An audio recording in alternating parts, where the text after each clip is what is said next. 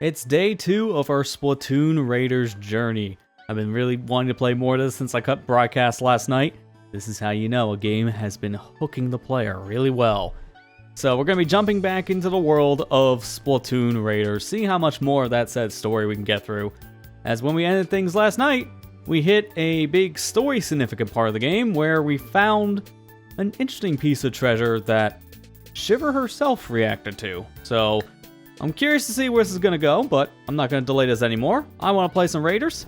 So I'm going to play me some Raiders. I'm just going to jump right into the game itself. Now, I did also look a little bit at one of the Splatoon Raider Directs because I just wanted a little bit of clarification on some pronunciations of the new stuff. I always like to do my homework on that information, and now that I've played some Raiders, I feel comfortable to actually look at some of this footage. So I did, however, find out I was close to pronouncing the island name here. It's not 100% correct, but it's close enough. And when you're dealing with fictional worlds, you're bound to get something wrong because everything is just so made up. So here's a clip in particular from the Splatoon Raiders Direct talking about the main location here. This location, shrouded in fog, is the Spiralite Islands. Spiralite is how they're basically saying it in the Direct. I've been saying it Spile Hail Light. Like I'm reading it like it's hailing outside, but that's not really how they're saying it. So Spiralite Island is where we're at. Did my homework in between sessions, so maybe now we won't say it mostly correct. Now I'll hopefully say it all correct.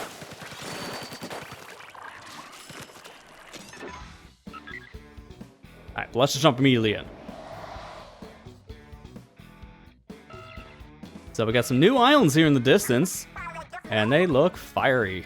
Yo, Mechanic, you're getting pretty good at raiding with us. I bet not everyone's as skilled as you are. Maybe you could assist people in need. So now it's telling me how to do the online function, even though we've already done it. It's a little late on that one. Offering help lets you attempt a dungeon in a party up to 3. Successfully help, you'll get a little nice reward as a help bonus. So by helping others, I can actually get rewarded too, not just make my quest easier. While we're at it, you can now tackle spicy raids in previous dungeons. Oh, this sounds like a hard mode. Spicy dungeon will have tougher Salmonites, but also new treasure chests to claim. See the available dungeon map and their treasure chest in the dungeon menu. Offer help, challenge spicy dungeons, it's all there to try at your leisure. So what do we talk about with spicies? Oh, I see what you're talking about. Yep, that's a pretty big bump in most of these areas. They're going up by at least 10 levels, if not more, on difficulty. Right now, I'm level 12, and the first level we went through, Spicy's at 14. So that's really saying something. And not every level is going to have one of the spicy raids. It doesn't seem like any of the Compass dungeons have them. But a majority of levels are seeing spicy things showing up. So that's a good omen. We can try one of these. Going back to the very first one here. But maybe I'm going to try to do the go help thing. So by doing this, I get a help bonus. If a player in need is found, you'll join them in a raid and begin. If you help successfully, you can earn a help bonus. Only question with this, what exactly kind of raid am I going to be thrown into, right? Let's go find out. I'm going to go help, see how this is going to work. Just try one of these just to start. It'd be a good way of just getting into the game for the night.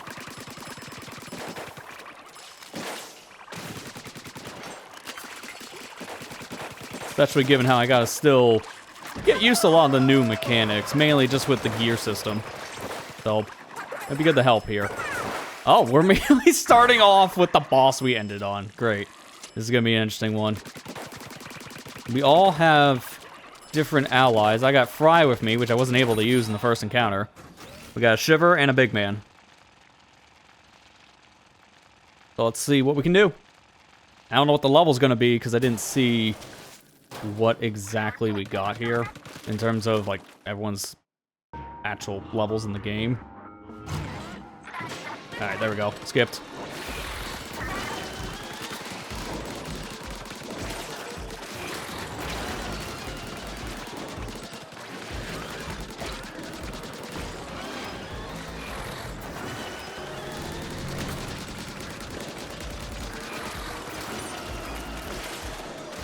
Gotta recover some of that ink. I'm already kind of doing a decent amount here to help my team, but I'm running out of ink really fast.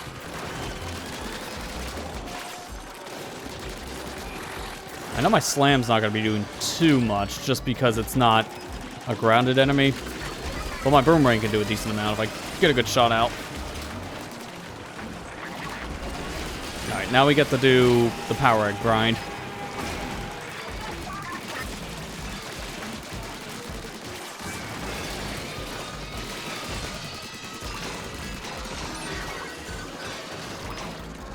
Down a teammate already. We should probably get out of that corner so we can, you know, get ground here. All right, there we go. Power eggs are full. Hit him.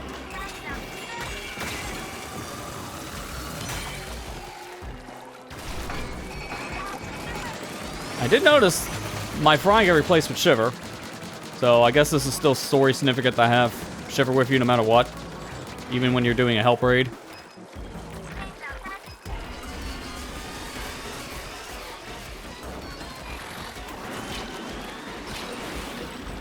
That's not great. I'm gonna use this to get out of the way.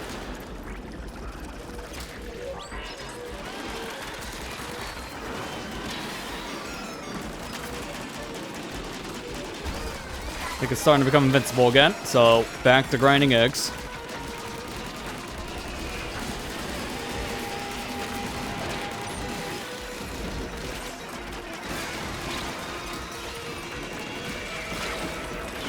I'm out of energy here. Yep, I had a feeling. I don't know why I'm ouching like it's some Splatoon multiplayer match. Like I'm telling my teammates, watch out for this area, because I think they can tell there's danger. I'm just so used to doing that, because I've had to do that for over a decade of playing multiplayer Splatoon. Oh, really? I just came back. I'm already in danger again. Well, thankfully we got enough power eggs so we can just unleash. I don't have Shiver's special ready, unfortunately, so I'm gonna just have to do this the old-fashioned way. Someone else had it ready though, so that's great.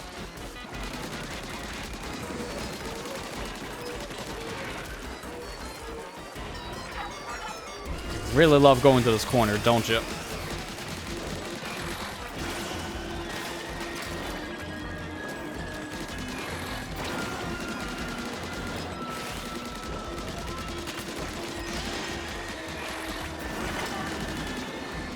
Almost there. It's down that last little sliver of health.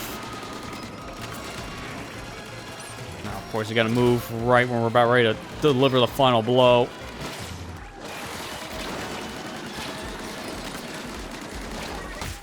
There you go. Good. I don't care if I die in the end, because I think that boomerang was enough damage to kill the boss. What a way to start the night.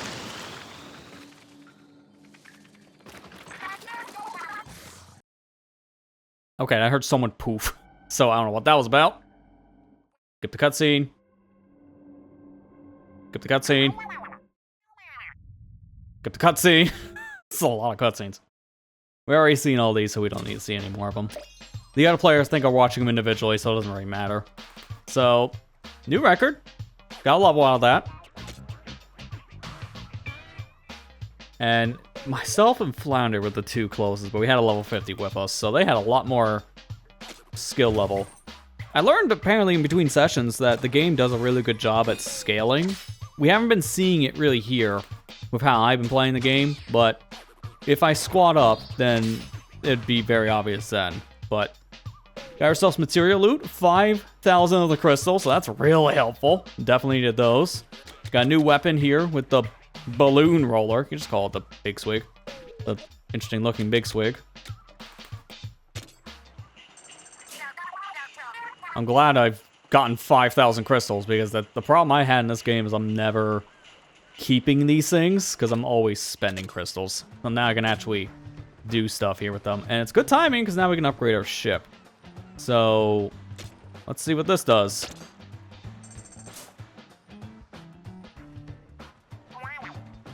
Got a plan to make the hideout ship more comfy? Works for me. We have to be getting some nice rooms. So it might be good if they had, you know, roofs. Sounds like a big job. Food first, then building. Tossing another one up there. Heave-ho! Looks like we're not really doing much of the work. They're actually doing the work, but to be fair, we're the brains of this operation. This is what the crane's for. Mechanic, do you hear what mechanic? Yeah, don't worry. You're doing a good job. Keep it up. I'm the supervisor on this job. I don't need to lift a finger. I have to lift my finger everywhere else, so I get one break.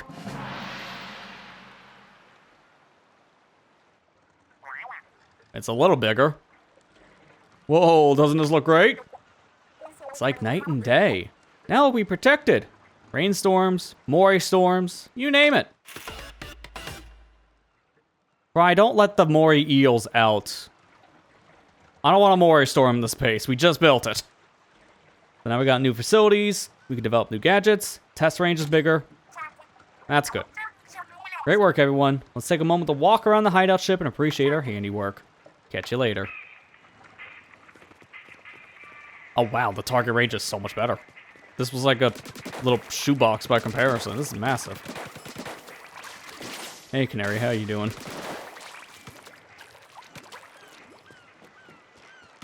I got this whole structure up here now for balloons, which is really nice for the long-range weapons.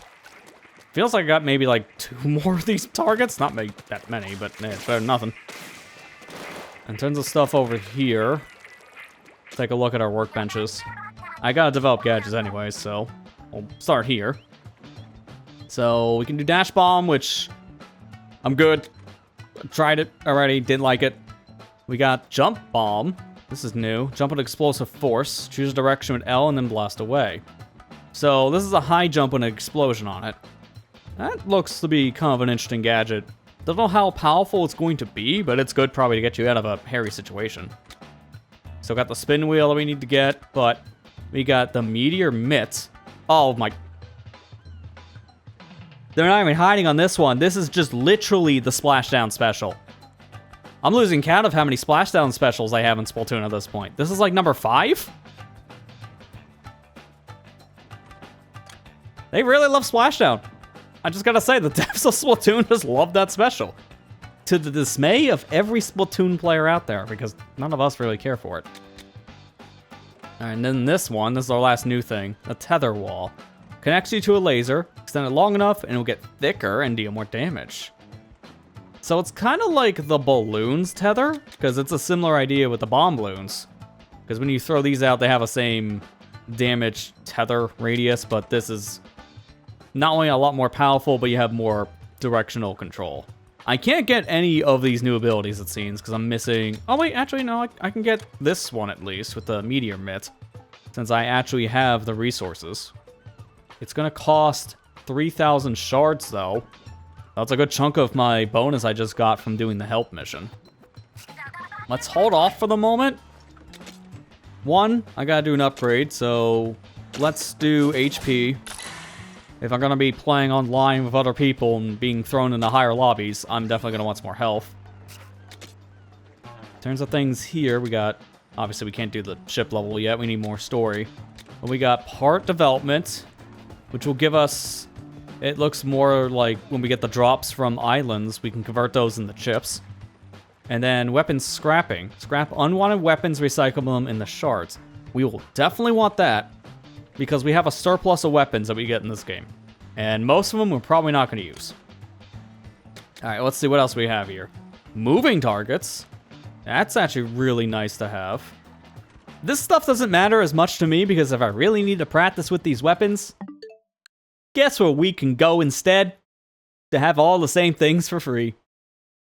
It helps that I have all the weapons in Splatoon 3. But we're not going to be doing that. Ride rail, ink rail, place ride rails in the test range so you can practice moving. That's pretty interesting. Again, not super necessary, but I don't have that in Splatoon 3. The shot machine. Place a machine that fires ink in your test range, make it easy to check effects that are based on enemy fire. So this is like the dummy robot they put in the Splatoon 3 test range. This will shoot at you, so that way you can test your weapons, like, extra effects at that point, I guess, which is nice. I still have the arcade cabinet. It looks like I unlocked an extra game. I'm imagining it's gonna cost the 2015 for both of these, if I had to bet. I want to play these arcade games, so I'm gonna spend the 2015, and the next one's 2017. I think I know what this one's referencing. Did anyone say Splatoon 2? Not just Splatoon 1 territory? I feel like I just wasted my shards, because this is not helpful for anything but fun. Oh wow, you're really going old school with this look. So we have 3 different minigames here. Mining, hopping, and juggling. Let's start with mining. This is extremely, like, faded composite look on an old CRT.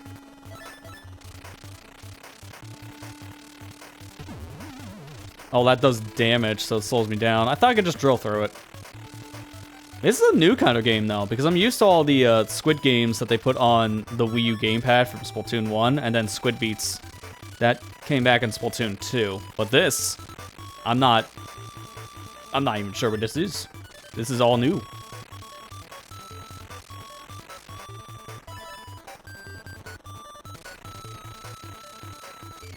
Music kind of reminds me of, like, DuckTales NES a little bit. That and Mega Man. Very similar. Like, it's like Capcom NES music almost. It's very similar.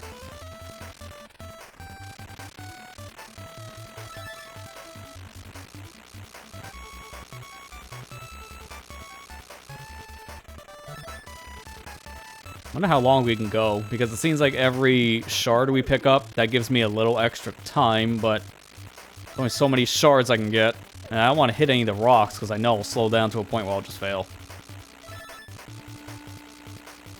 Because this kind of game, I think, is endless. Oh, hang on. We got a power-up. Makes me move faster, and I can drill through all the rocks without being stopped. So if I find power eggs, that's going to be a huge plus. We entered a new difficulty, I can tell, because it's now green. Oh, but hitting the wall really slowed me down, though. I lost all my speed. Jeez, that's a super sharp turn. I think this is it. I think we're done. I was in front of those crystals, too. That was so close. Rank B. I don't know there's a point to these games for, like, actual rankings. Like, do you unlock anything? I don't know. But I'm just gonna at least play these once, and then we'll go from there.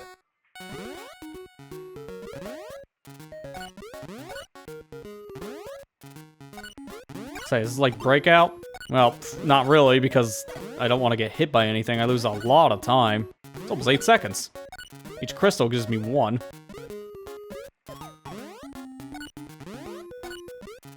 This is almost like, what, the one minigame that's in Sonic Advance 3, I like to think, of, like, with the Chow Garden. Well, no, it was Sonic Advance 2, because Advance 3 didn't have a Chow Garden, it was only Advance 1 and 2. There was a minigame where Cream and Cheese kind of went back and forth on a seesaw, and you collected rings in the air. This reminded me a lot of that kind of game.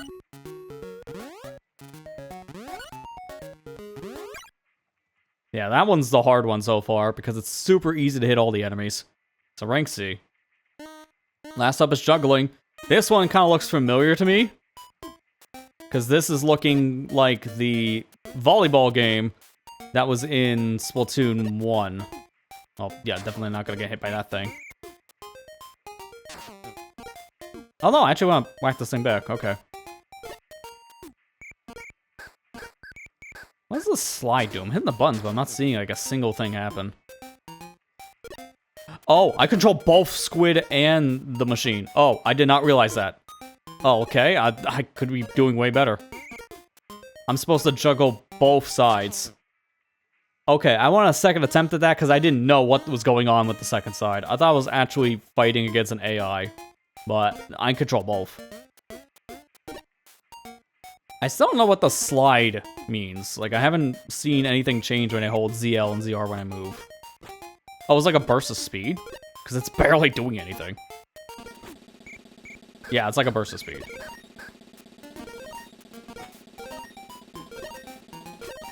Yeah, alright, so it's like a dash, essentially. You mainly want to focus on the fish, not necessarily the crystals. Yeah, I'll give you more points, but at the same time, it's very easy for you to probably just miss your targets because of that. I'd rather just continue the real loop. I think this game would be way easier if you had a player 2 with you. Use the Joy-Cons. Player 1 gets one Joy-Con, player 2 gets the other Joy-Con. That way, you can control both sides independently. I think this is a really good 2-player thing if you have someone else that you can just hand a second Joy-Con to. Oh, there's a 4th one. Oh, dude, this is getting overwhelming now. I don't know how much longer I'm going to be in this. Because this is a lot. You really got to focus. Sometimes you might want to let one of your targets fall. You lose some health, sure, but honestly, it might be better just to reset. Get your bearings.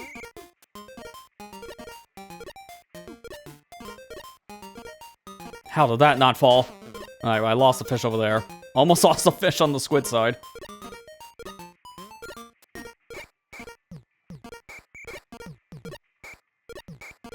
If this is not at least a rank A, I'll be shocked, because I've been doing so well, and that terrible first attempt was a rank C. So, I hope this is an A.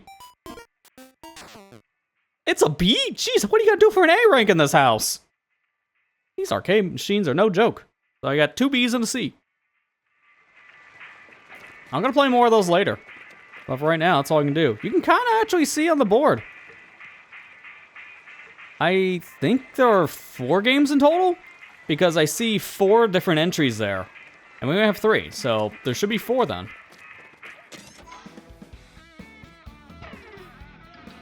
Alright, can I do the help thing again? Help bonus active in 2147, oh my. So, I gotta wait a whole day for the help bonus then. Because that's almost a 24-hour waiting period. Right? If, like, I'm doing that math right? That should be hours and minutes. Found out before from doing the go help to a mission. So that's a very long wait. Alright, well, before we do anything else, we got some new outfits here. So let's go ahead and check them out. So I got this one here, answer a call for help and clear dungeon and multiplayer. And then reaching the hideout ship level 2.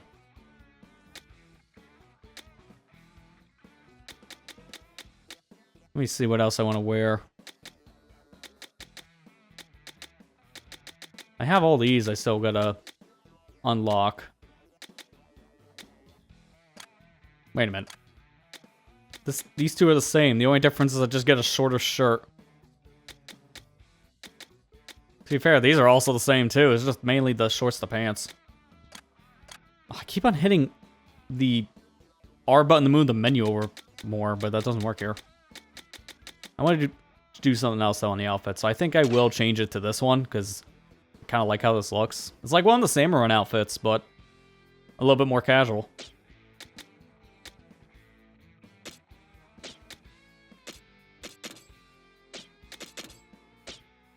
Yeah, I can't do anything else with these right now because I'm pretty much capped out on gadget parts. So let me see. You can break down by the rarity of the weapon, the type. But I want to keep it on probably the level for now. Because I want to try the new gun here. If we're doing one of these, we gotta have a strong weapon. We're going in for a spicy raid. I want to see how spicy works. Going right into the deep end on this one. First up, a hard raid to start with going online, and now just spicy mission. I don't know if I'm going to be doing the spicy missions for this first playthrough as much. I just want to try these to get a feel for it. But I think these are probably best to leave until you're further into, like, the story. And then you can also go online with friends and such to play this. I didn't get to finish that thought before because of all the chaos going on. Fry, you could have collected that egg. It was literally inside the cockpit. The thought I was gonna say before.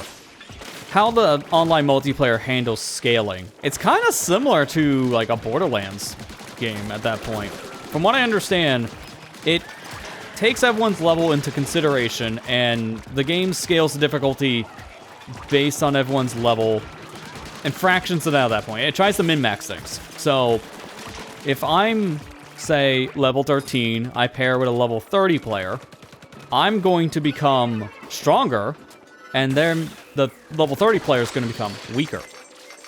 So it tries to min-max the level system to keep the game as balanced as possible so that the strong players aren't overpowered and that the weak players just aren't helpless. I think it's a really cool system, and it reminds me, again, a lot of Borderlands, because the Borderlands games do that too, if you ever played one of those.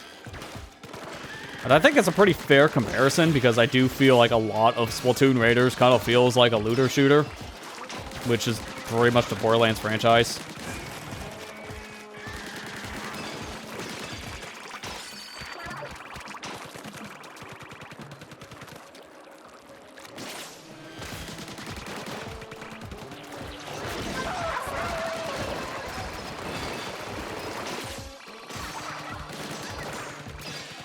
I wonder how that fourth game is at this point.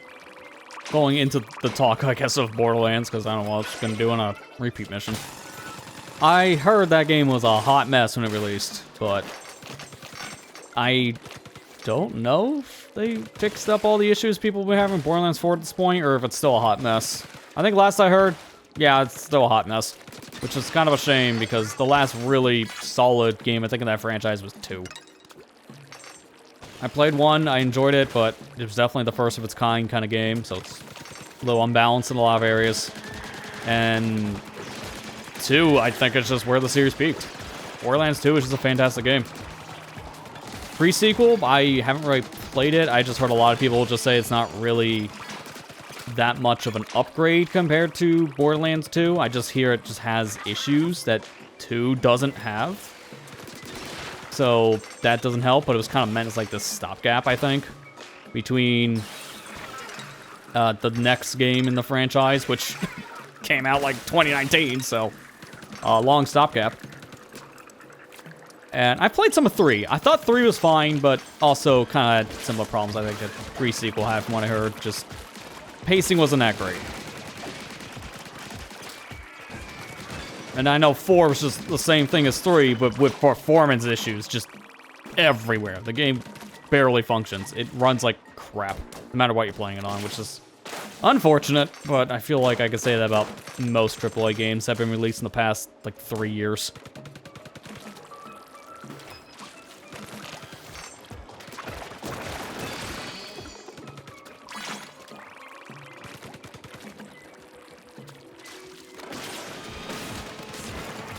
I want to see if I can get some more eggs before I do anything with the bosses in the middle, because I think I can probably get away without needing to do too much work here, because Fry's pretty much all ready to go.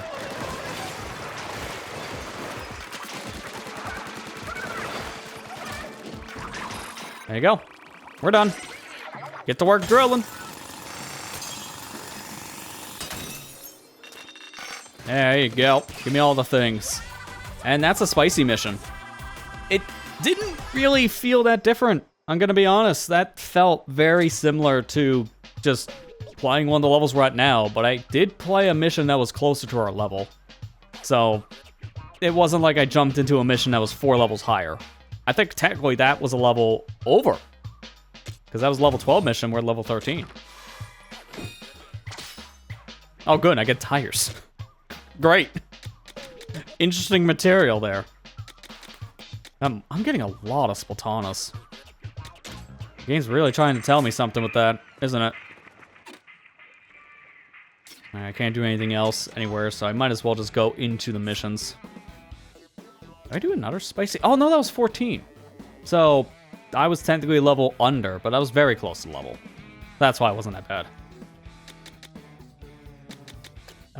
Let's see. I could do this one. I want to try a spicy here. I might as well. I'm doing a few of these just so I can get some more resources. And this mission is really good for crystals anyways. Hey Matt, how you doing?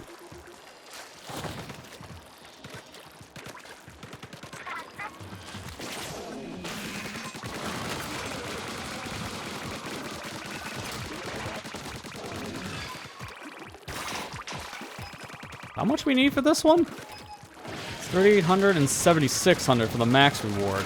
We're gonna be here for a while. Even though we do get more eggs, this is still gonna take a bit.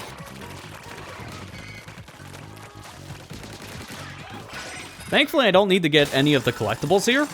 The collectibles, I guess, are just a one-time thing, no matter if it's a spicy mission or not. They'll probably share between the missions. But I have them all, so it doesn't matter. Doing a bit better today? You still have the headache, but you're doing better? Yeah, I guess I can understand the headache thing, because it feels like once you get a bad headache, it kind of just lasts for, like, days.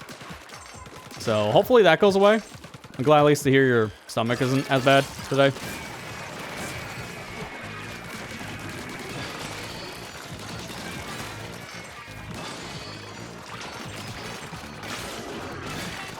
Nice, I didn't think I was going to get the steelhead with that. I thought I was just going to clip the salmon next to it. We're going fast, though. We already have, like, half of the amount of crystals, or roughly half, that we need just for the standard level. I'm going to max it out, so we get more resources out of it, but that's still pretty good.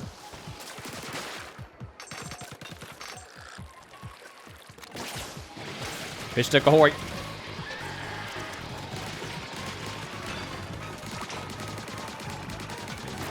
I'm gonna just use this now. This is overwhelming.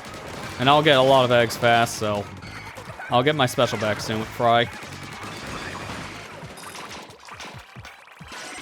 See, just from using it here, the amount of power eggs I got almost filled it back up to half. So her special is already getting filled up fast. And keep in mind, I do have that one perk on now that helps me fill up the deep cut special meter a little bit faster.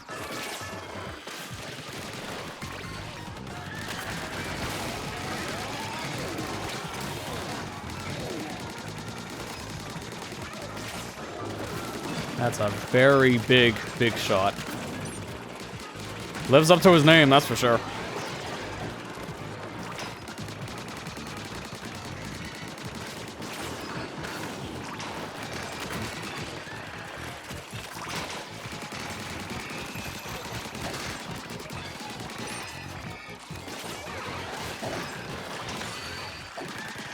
I don't think it's worth using the Fry special yet. I think I'm gonna hold it. Because there was barely anyone left. That would have been a bad call.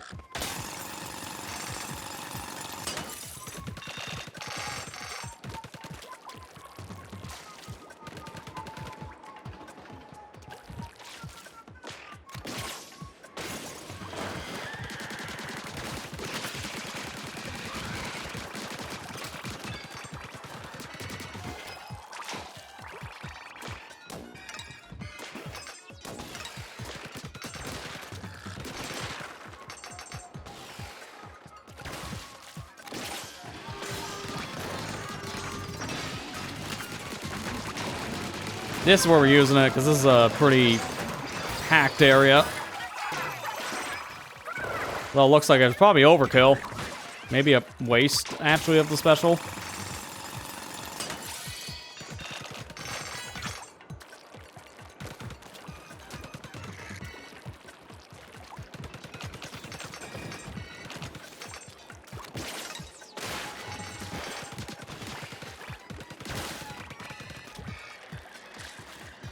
I'm gonna jump on this.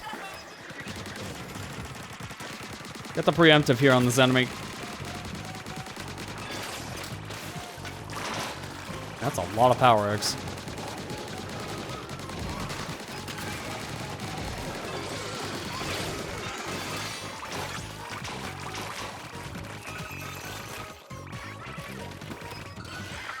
Oh, there's still more things left.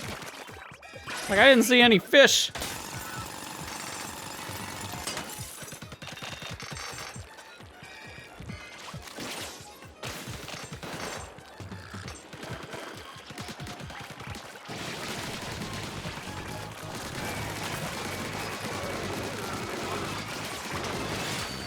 I'm gonna use this here. Don't get the eggs.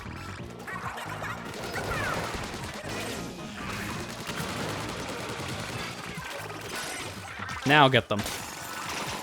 It's really good to know if you collect those eggs when the special's going out from your ally, that it's just gonna waste your meter. Because the eggs are being used, so you're refilling a thing that's draining.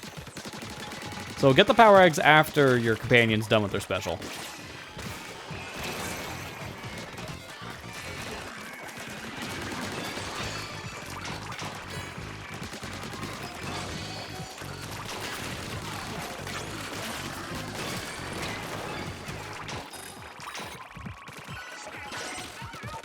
Is I gonna need one more at this point?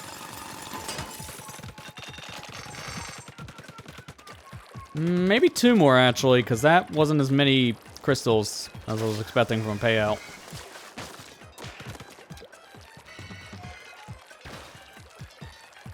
I do want these, though.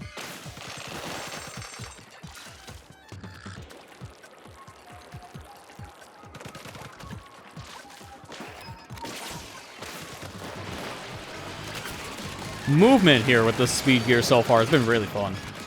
Like, it's not the most powerful thing, but it's been really good to get me around fast.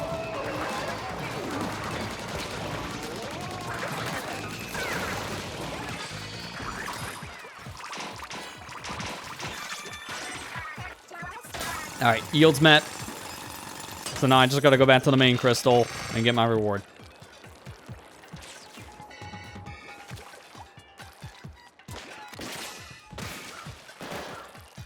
Which was a fast way to get back, but this is pretty much the fastest way I've kind of found so far. Because at this point, this is like the third time I've done this mission. So I've done this one a handful of times now.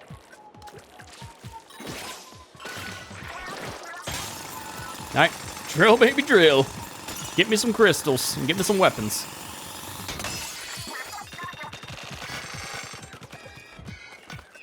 It's a proper charger, I think. Never mind, that's still a Squiffer. I don't know if there's any other chargers besides Squiffers at this rate, because I keep on finding Squiffers. My speed gear's almost out of level, that's really good. We also got ourselves a new weapon here, with a stringer being unlocked. Nice, now I can get the shoot with bows. Yo, mechanic, we gotta talk. We've been on a bunch of raids together by now, huh? My eels get a kick out of fighting side by side with you. I can tell. Don't worry about their crazed eyes and snapping jaws. They're a bunch of sweethearts. Hope you love those cuties as much as I do. Speaking of which, how about my showstopper? It's something else, huh?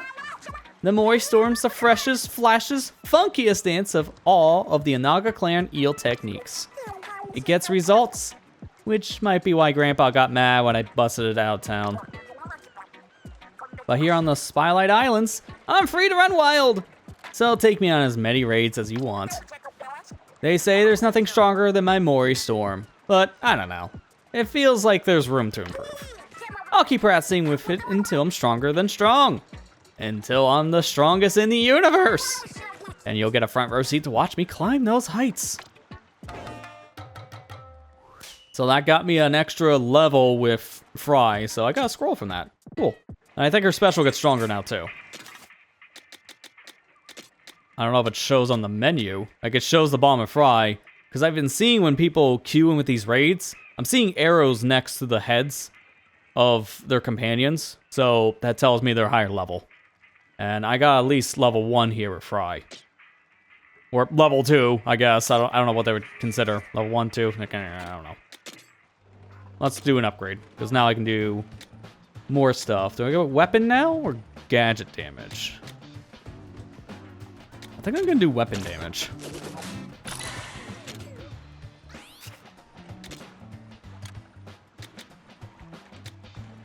Let's see, what else do I want here? I have 4,000, so I might hold off on getting the extra things for the base. Because honestly, it might be a better call developing a new gadget right now, because I can't afford much else, but I can get splashdown number 5. So let's do another splashdown, I guess. Seriously, man, what is with the Splatoon devs loving splashdown? Because there's so many in this stinking universe at this point. Every time I turn around, there's a new splashdown being invented.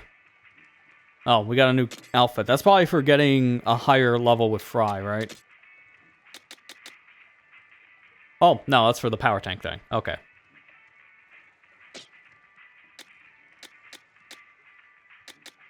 Alright, let's swap the tank so I can use this. I know my speed's about ready to get a level, but I want to try the new ability. Because right now we have...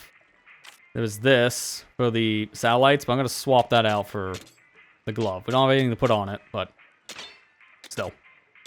Swap it for glove.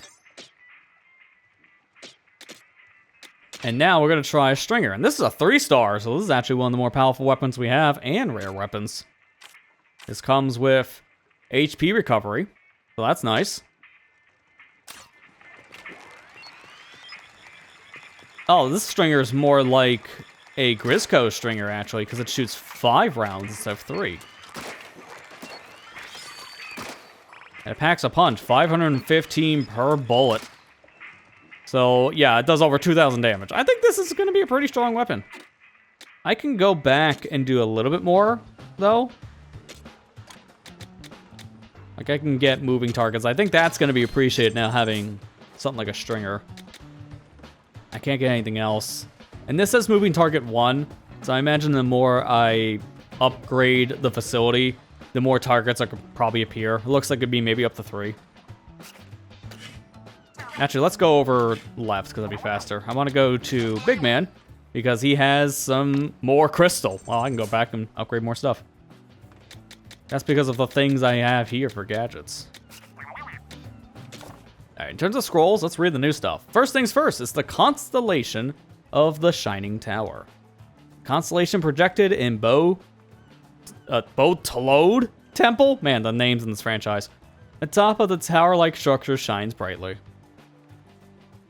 Alright, next up, looks like we have the memories section here, because these are the pictures that Big Man pulled out of the ocean. So this is from Life in Splatsville. Young people love to capture each and every moment of time spent in their hometown. It's all cutesy. Looks like younger Deep Cut here, because Shiver and Fry, they look like they're teenagers in this almost, which, from what I understand, I don't know if they told us canonically how old each of the idols are in the franchise, but from what I understand, at the least, all the idols, including Deep Cut, they're all at least adults. Maybe like in their 20s. Maybe. That's hard to say because they don't really give us concrete proof. But we all know at least they're adults. That's about it. And this is about Fry. The main branch of the Onaga clan is said to have perfected the training of the Moray eels. Their young leader is unrivaled in the skill, able to control 9 yellow eels at the same time. Even at a young age, this mischievous Moray tamer was known to fill her neighborhood with surprise and laughter. Then later on, she became a pop star. Yeah, weird how the world works, huh? I'm gonna change over the Shivers thing now. We gotta level up Big Man at some point. Just not right now. We should probably continue on with the main story, shall we? Let's go over here. Rita Trail. Let's do it.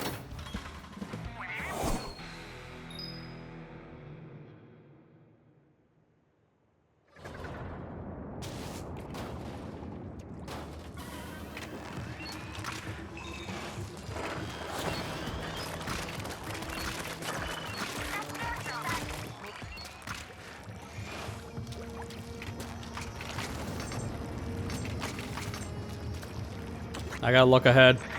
This volcano don't look friendly. Looks like it's already about ready to blow.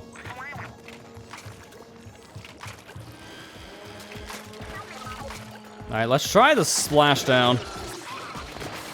Yeah, it's indeed splashdown. It's like Splatoon 2 splashdown, like OG splashdown. The thing that hit for like maybe 10 feet at most. It has like no range. That thing is gonna need some radius upgrades. Like, watch. I'm gonna do it, I guess, up ahead here when there's like a clearing. I think this would be a good spot. Right here. That's pitiful, dude. That has like no range at all. So we're gonna need to get some range upgrades on that splashdown stat. Let me see if there's anything over here before I continue on, though. I don't want to miss any secrets. I want to try to find everything on my first go.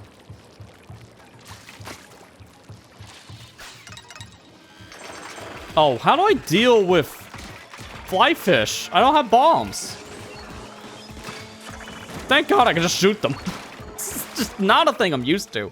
Every other game, the only way to shoot a fly fish is to have a weapon that pierces through the shielding, which is normally like a Grizzco weapon.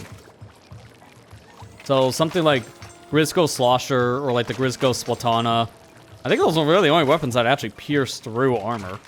Everything else can't do that, even though it's strong weapons.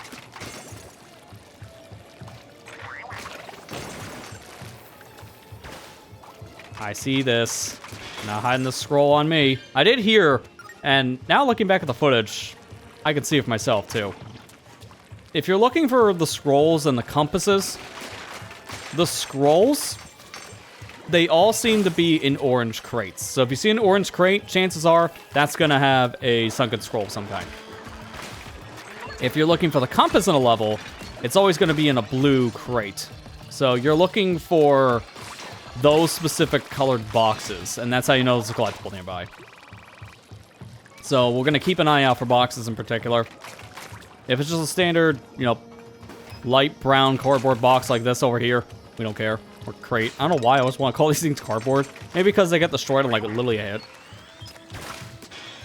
So over there has a compass.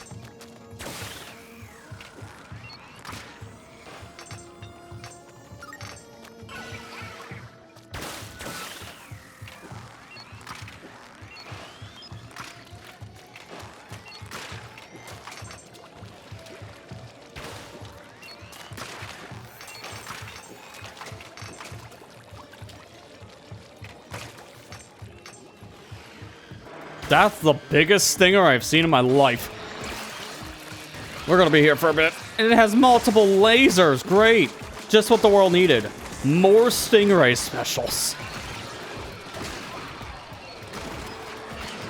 At least you can take those layers out individually, because dear God, I would not want to be dealing with this thing that's full power all the time. Fry's, or not Fry, because I had an earlier supply when I thought that. Shiver's still not ready to use her special yet.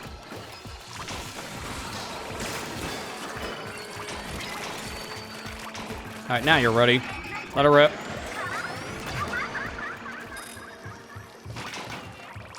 Don't think it really is going to matter anymore to get this stuff. And I think this is just for when you're in combat. I don't see any reason to use that rail, so we're done. Go ahead, drill. No, drill.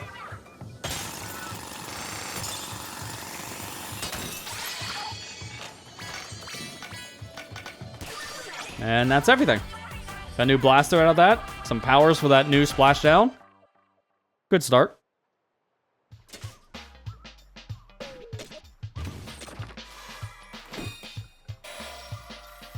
Got ourselves the little tail. And also the speed chip. We already know what that does. We've used it on the splatter shop before. New title. Treasure Hunter. Let's go. A small cute tail. One can't help but wonder what the rest of the body looked like. The world may never know. Honestly, it kind of looks like a mermaid tail to me. So, did we cut this off of a half human, half fish? Possibly. Let's go see that scroll. The way of salting. Play online games. And that's the scroll. No, this is not that salt. This is about something else. This wall mural appears to depict some type of recipe. Add power eggs and a pinch of salt to a resealable bag. Massage well, allow the rest, and transfer to a new container. Will that really work? I wonder what that would even taste like. You're just salting a bunch of eggs, essentially. That's what this is doing. It's a glorified salted egg package.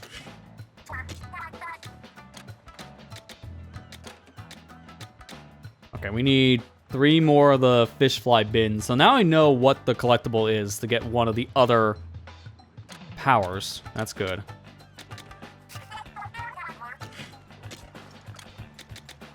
We do have more shards I can put in the stuff. I should probably just get the other things here. So give me the shot machine, give me the ride rail. Because then our base will be fully upgraded for the moment. Nothing else here has an extra upgrade, right? Yeah, we got this. So targets go to many. So now we should have even more targets. And I bet the next time we upgrade, there might be a 4th option. They weren't kidding when they said many. That is a lot of targets. That's the only thing we got? Fall distance bonus? I think like from the further you are in the air, that's gonna give you a little bit more. Oh, that thing auto shoots? Okay, that's kind of annoying actually, because the copy robot in the lobby for Splatoon 3 lets you turn stuff on and off, so it doesn't just blindside you. Alright, we're gonna try jumping from here. That looks like the same to me, so it's not an increase in distance, it's just low power. That's it. Because what is it right now? I have to use this target only to test. 1409.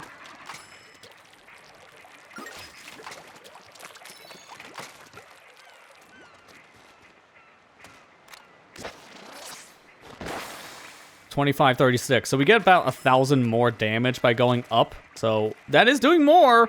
But the thing is, Splashdown wasn't really a special that had bad damage. It just doesn't cover much ground. So I would probably want a little bit more.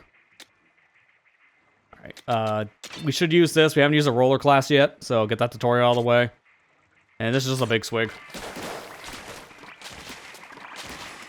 Which is still a wet noodle. A little bit stronger than the one in Splatoon 3, because it kind of has to be. Thankfully, it's scaling based on the level that we have, and just the perks I added to my character, giving me extra weapon damage. Because otherwise, I would not want to use a big swig. It's one of the weakest weapons for Salmon Run. It is not reliable at all. Alright, we're swapping at the speed tank because I can get the tank turn ability if I get this thing leveled up a little bit more, and we're very close. So I might as well just finish leveling this. But let's just jump back in. Go to a new area.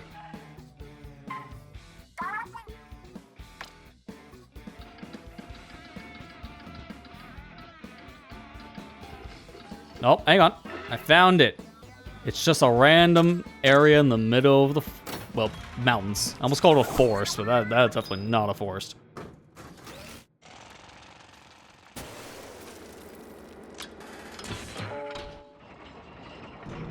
So we got jump bomb for this one. So now we get to see what this does. You get 2 uses of it. When you jump, that's what does the damage. And it sends you up in the air a decent amount, but in terms of damage, that's not going to do much.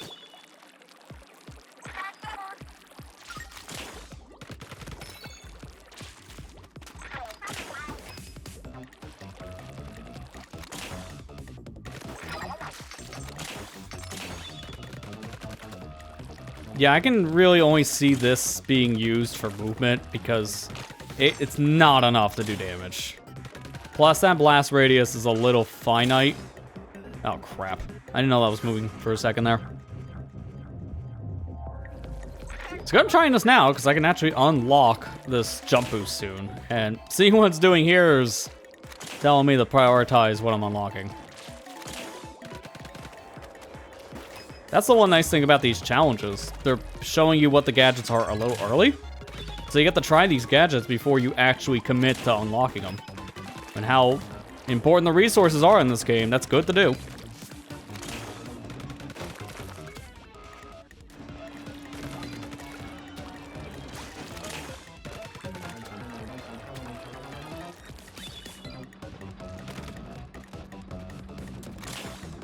I'm going to cheese this whole thing and just run up here. Because that definitely makes that puzzle way easier. What we got here? Moving platforms with a giant stick in the middle. Well, you know what we're doing again. I can see the challenge here. But I can also see how to bypass the challenge entirely. This thing does have a little bit of like a hover to it though, so kind of easy to overshoot your jumps if you're not paying attention. Yeah, was that how we're supposed to do it? No, but that is how we are doing it here. Alright, what is this final puzzle? It's a lot of run and jump.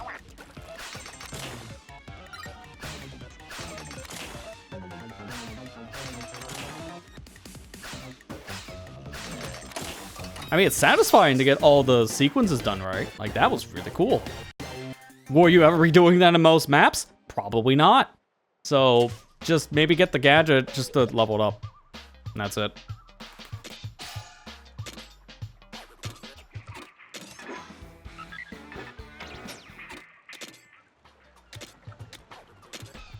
More damage, please.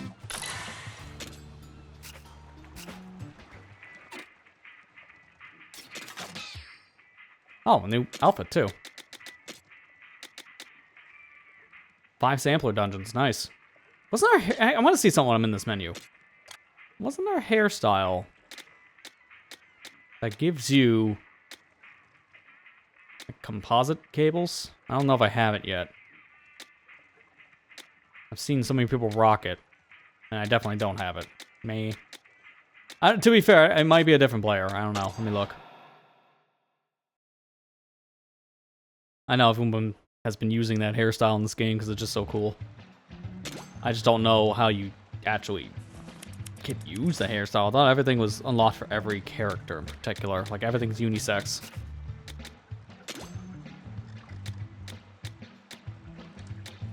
Nope, okay. The Octolings just get the cooler design, because there it is. That's what I wanted.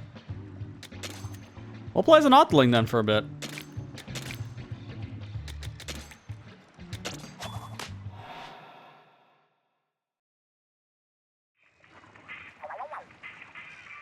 It's kind of annoying that this is an Octoling exclusive hairstyle, because I do usually prefer playing as an Inkling, because I started with the first Splatoon game, which only had Inklings. So I've just been sticking with the class, just because it's something I'm familiar with.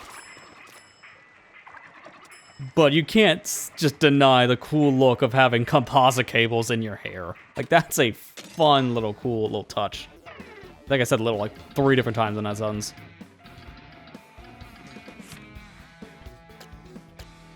I think I only have...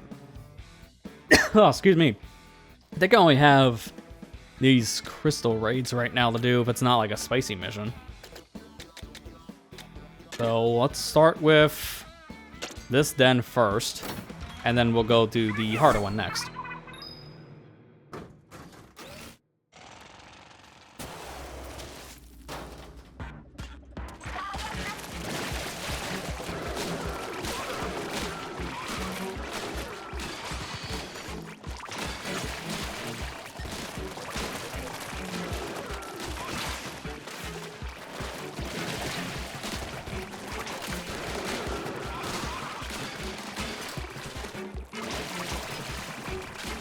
Might not be the best weapon for this. I don't really like how weak rollers are for Salmon Run, and unfortunately this is no different here. The best roller for Salmon Run normally is like a dynamo roller. It's slow, but it does a lot of damage, and you really need to do that damage in Salmon. No different here in Splatoon Raiders.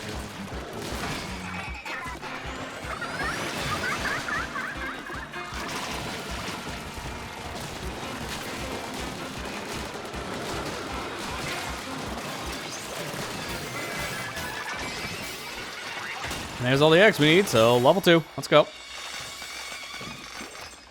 Just kidding. That's it.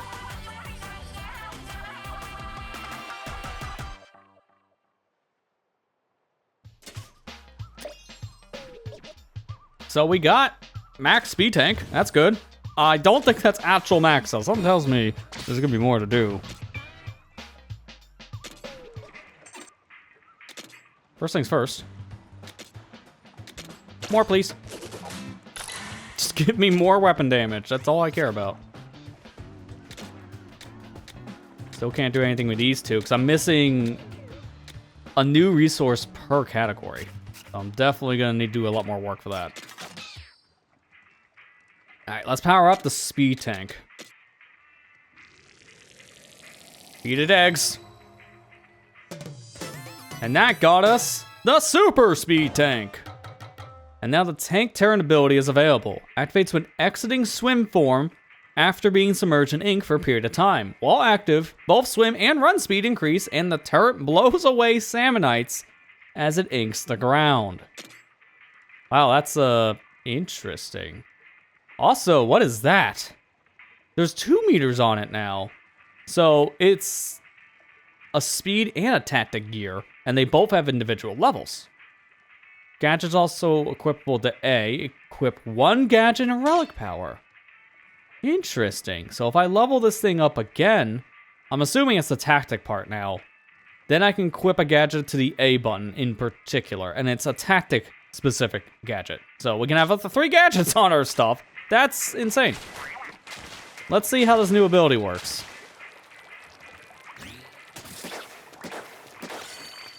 That is really cool. That's basically a free shield. And it lasts for a very long time.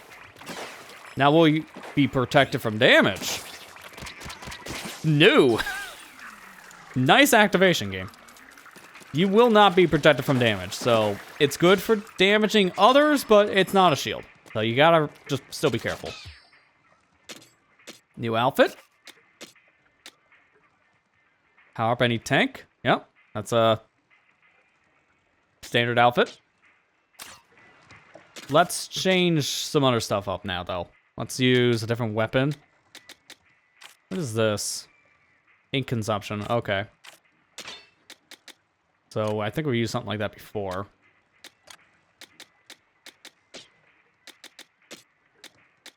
These need a lot more eggs. Like, so far I've been maining the speed tank, so that's why this has been very easy to upgrade. So now I should probably put more work into the other two. I think if anything, I definitely want the power tank to be upgraded. Tactics to me is the weakest of the 3. It's not the most powerful, nor is it the most convenient. It has some cool gear pieces, sure, but I just haven't found a great use for it yet.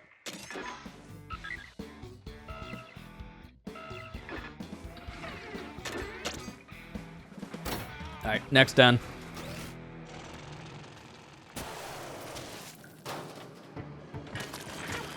Jeez, you can't even take a break for 5 seconds. Nothing but eels.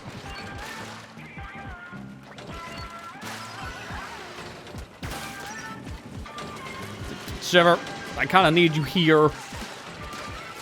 Lucky that still worked out.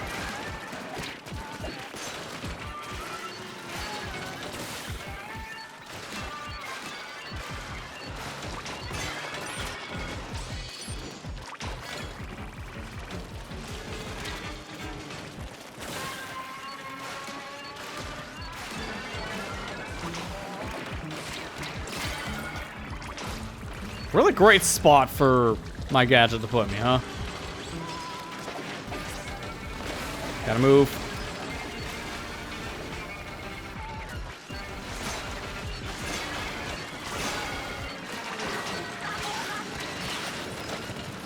I'm gonna die.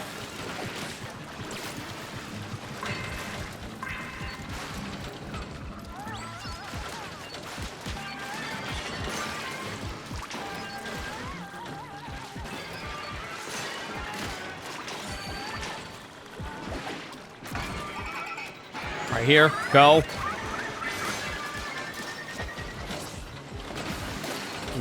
Don't like this, don't like this. Give me the eggs, give me the eggs. Oh, I'm gonna be off by like 5, aren't I? Holy crap! By literally a second. And by the skin of my teeth here. Because I can't believe we survived that. Jeez, I should have came in with anything else. I did not realize those were going to be nothing but eels. While my weapon was powerful for that, I had really no way of fighting because it was slow. Jeez, man.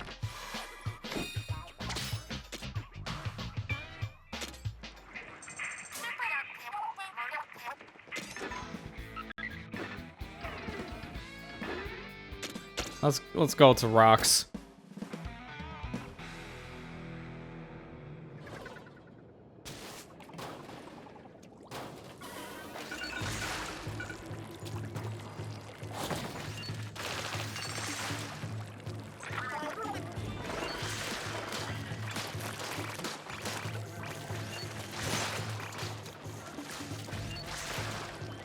That's a new enemy. What do we got here? It's a Cohawk party. Might as well join it.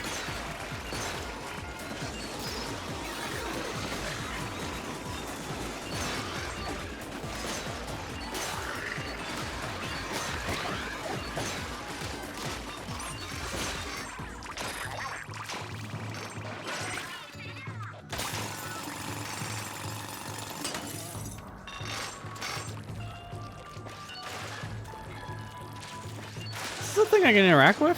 What is this? I guess it's supposed to, like, spit ink around the area, but I definitely didn't see much of a difference with that. Here's a sunken scroll. Or the briny scroll. I'm so used to just these things being called sunken scrolls, so I'm gonna keep on calling that, even though it's wrong. I hope that the next Splatoon game features fist sticks with that little cog piece on the side. I love being able to knock these sticks down a peg. That is so nice.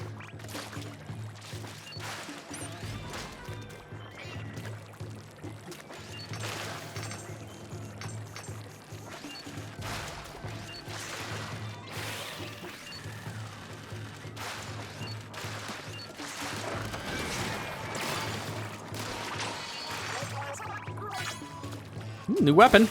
We got umbrella.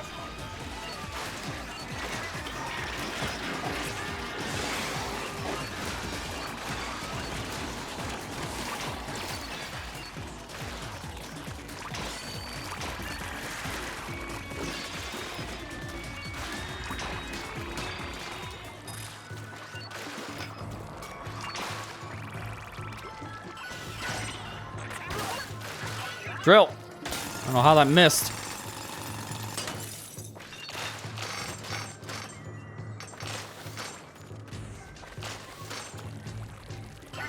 I can make that from here, right? I have a double jump, so I have a little bit of insurance.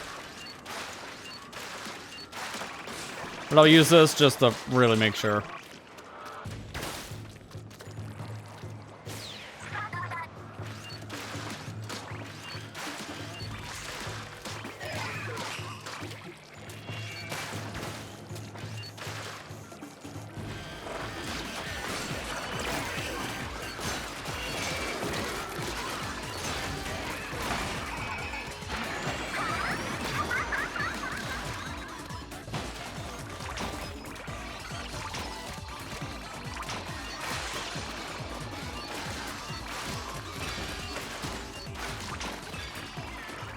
There. You should be cleared. I wish I can activate the drilling part of this operation from further away. I gotta be almost right next to the crystal, and then the drilling proceeds.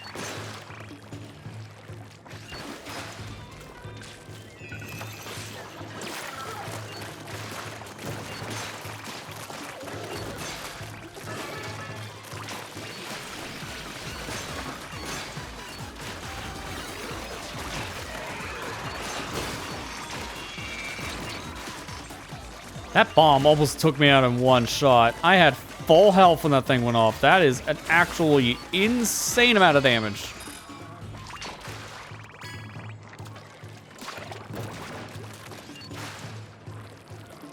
Alright, drill. That should be enough for the first quota, but we're going for the ×2. We got more work to do. That almost actually routed me perfectly, though, because if I was doing this as like a proper like speed run, that routing almost put me exactly what I needed crystal-wise. So I could have probably just finished the mission right then and there if I was just trying to go fast. Oh, crap. No, I faced the wrong way because I had to try to move out of the way of the enemies, so I wasted that special. That's so annoying.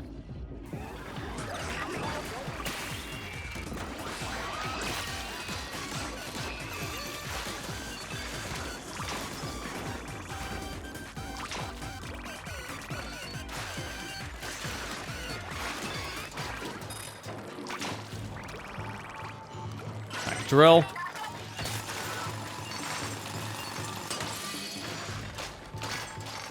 I'll take that, thank you.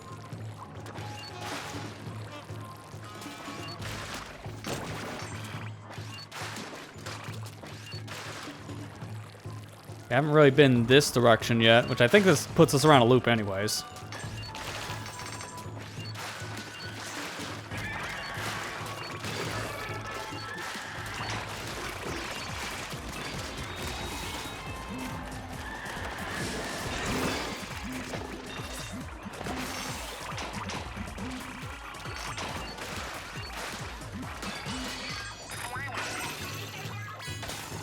Another Splatana.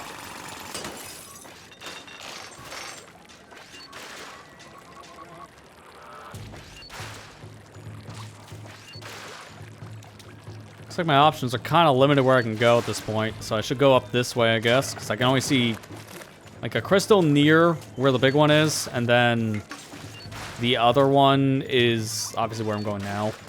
Not many options. I do wish I had a bomb, though. Like, honestly, I am missing having bombs.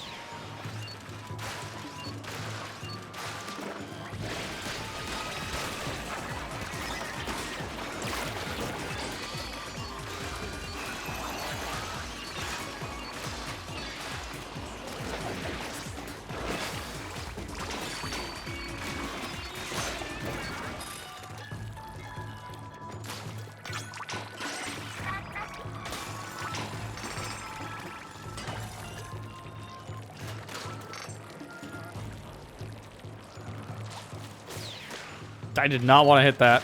I just kind of went backwards by accidentally hitting that thing.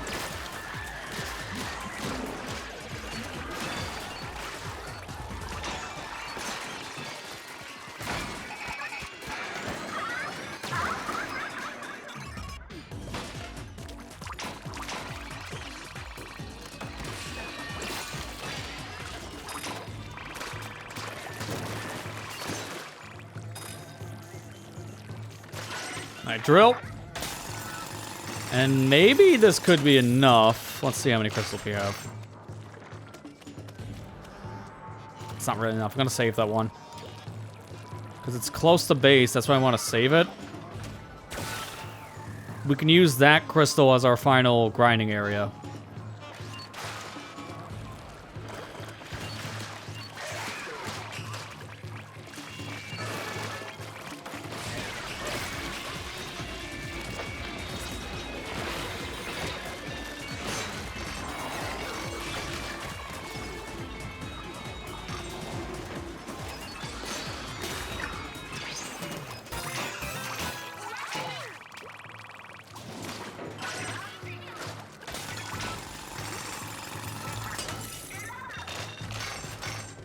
Oh, cool, they booyah back. That's how you got a good teammate. Good teammates always booyah back.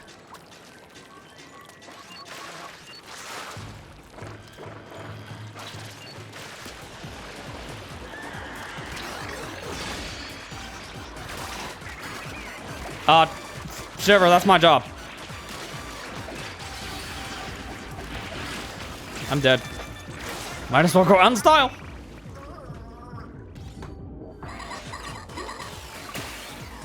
She even fell. Well, she at least took care of a majority of the enemies up here, so that's actually surprising. Good job, Shiver. I'll give you a booyah for that. Alright, but let's finish this mission then. We got the yield ×2, so we're gonna get a massive payout from this.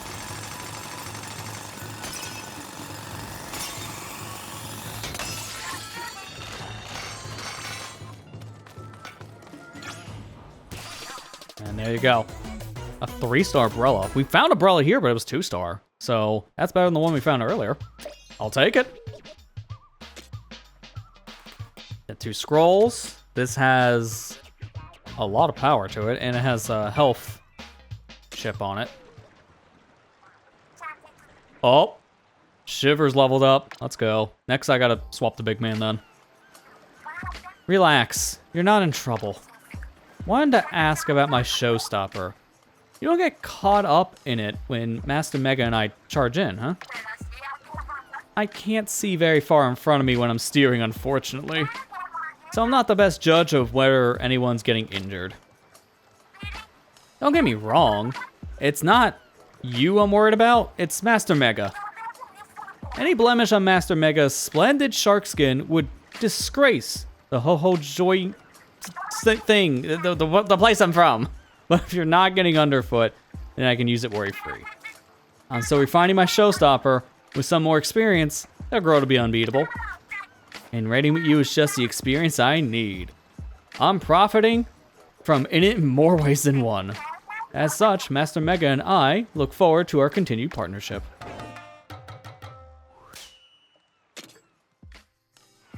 That's 2 of our allies leveled. That's actually insane. We're already leveling up things that fast. There's an outfit for it.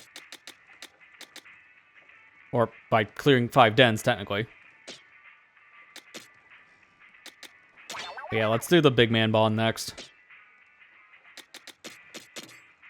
There's still like nothing to equip for that fist. Wow, I'm getting everything for, I guess, the hatchet. I want to try the Brella next. I wonder, what is this Brella? Is this just standard Splat Brella? Is this like Recycle Brella? It's definitely not a tent. It's between Recycle and the normal one. Oh, this is just normal. Okay. Go get him.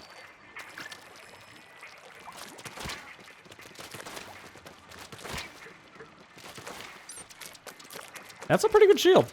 Like, it's not breaking, really, from that tiny little pea shooter. Alright, next up. We already hit max on damage. So, I should do the gadget damage next. That's our lowest thing right now. Hey, there we go. Limiter has been reached, so now we get more upgrades and more relic powers. Let's do it. You know me, I want more.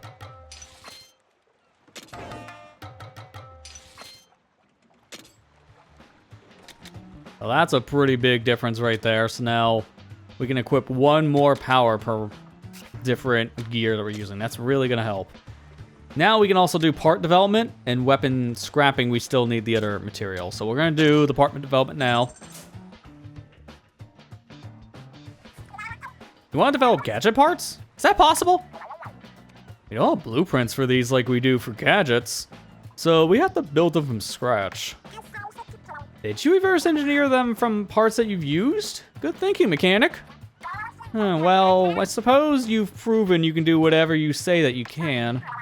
Fair enough. What sort of workbench do you have in mind? That one. Okay, it's done. I'm especially proud of the magnifying glass placement. All you do is adjust the angle. This should help smooth out any detailed work you need to do. Use it whenever you want to make parts.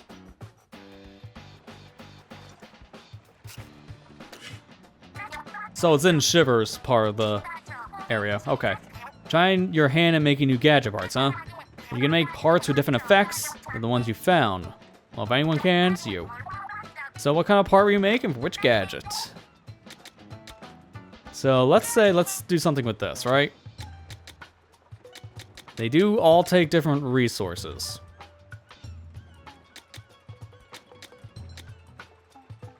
Ooh, chances for slashes to inflict frozen status.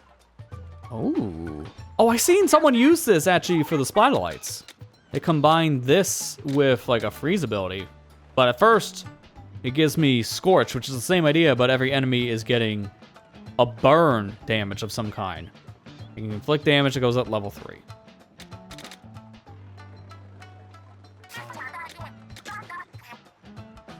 This is really cool. I can just outright make the chips I need. I'm not getting the right drops from the weapons. I can just make it myself.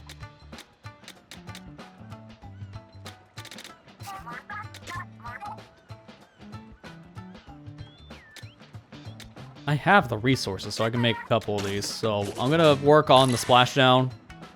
Make this a little bit better. Just jump heights. Shortens jump time. Cooldown reduce. Is there nothing about the radius? Like, I would love a radius increase, because that is the problem. This thing can't do much damage at all. It's like just 10 feet wide. That's all I'm gonna do for now. I don't want to overdo it, because I can unlock these by finding them in levels. But I need more than one ship to put on this mitt. So that's gonna at least help there. In terms of my relic power, though, we should put on a third thing, which means showstopper power can get put on now.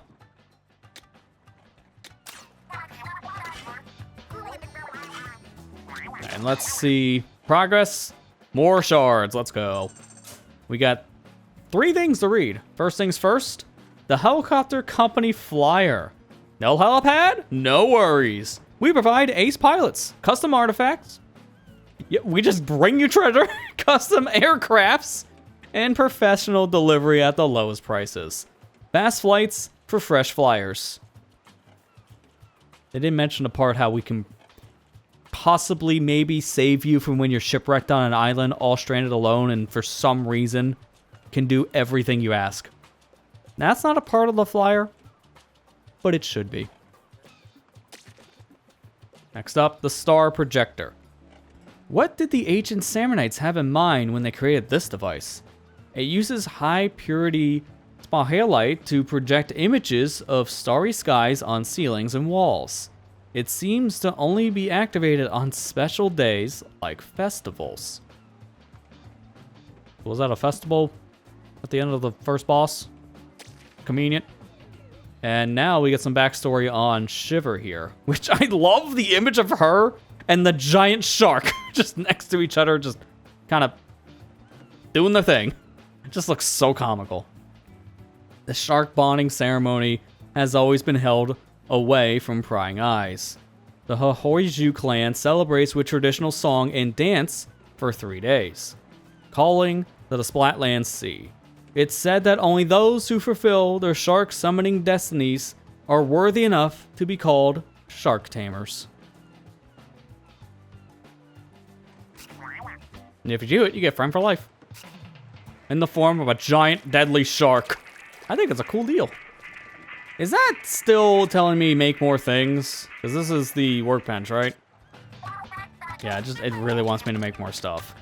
Which I am not wanting to do right now, thank you very much. I'm going in with what I have.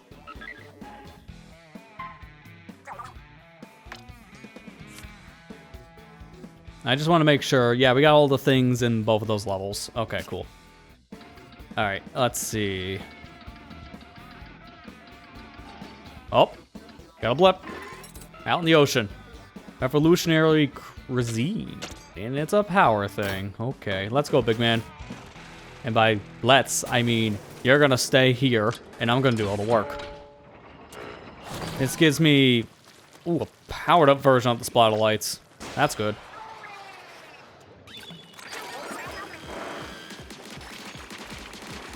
Get wrecked, just salmon.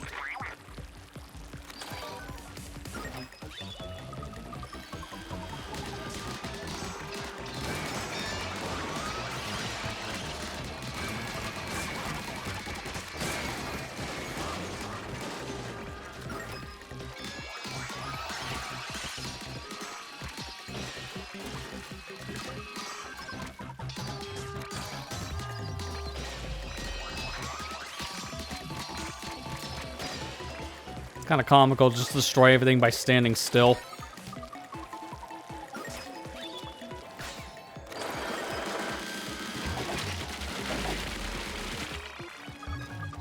Well, that was a mob.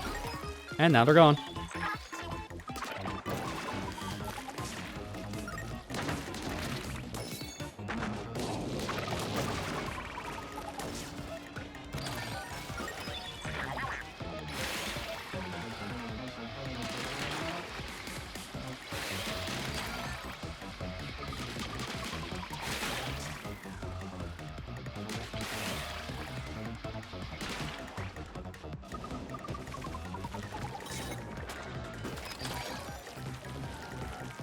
My final checkpoint up ahead? Oh yeah. That's gonna be a lot of salmon.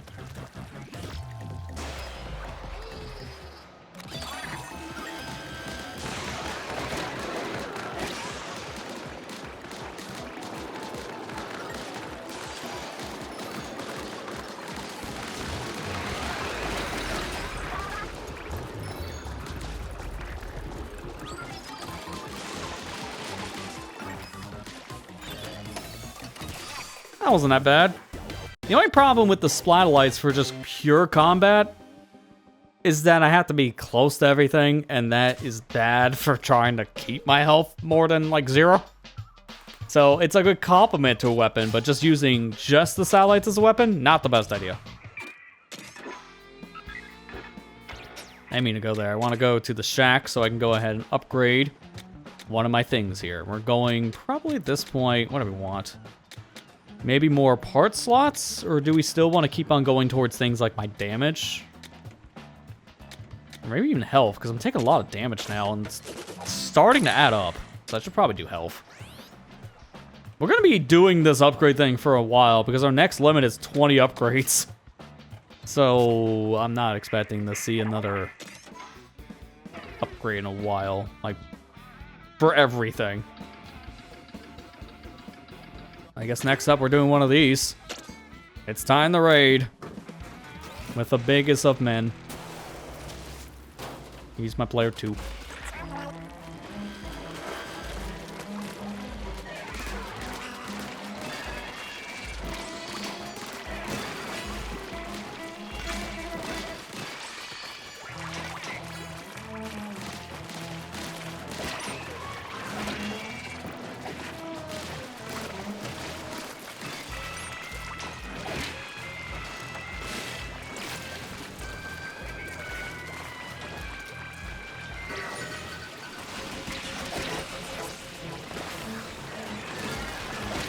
Oh crap, I didn't know there was more behind me. I should have looked behind me before I did all that.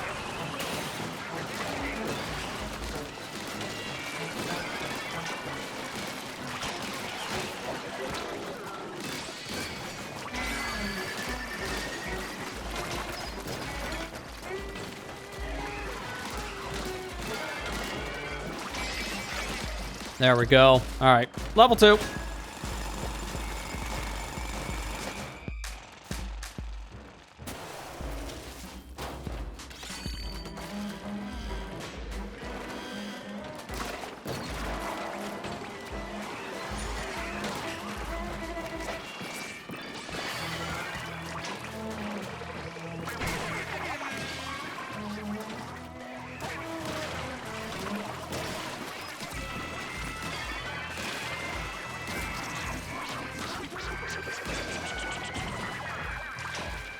Yeah, man, that special just feels weak compared to Shiver and Fries. I'm actually shocked about how little that does.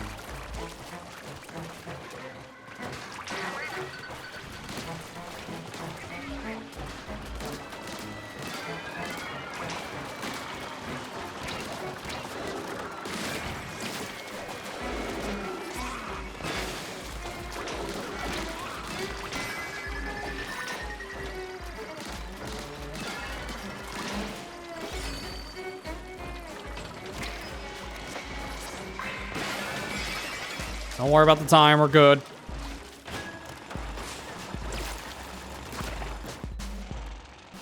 Double Air 3. This is probably the final one, if I had to bet. That is a new steel eel. The long line steel eel. What makes it different from the normal one? They're already long.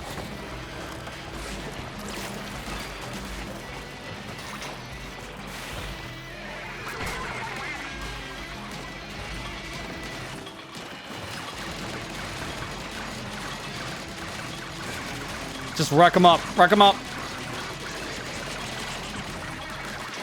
Still not as good as using the Air 2, but I found a way to maximize the damage now. Just get stuck behind their tail. Easy.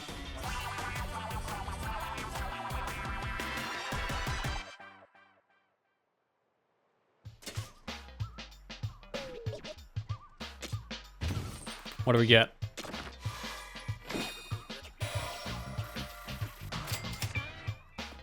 Sure.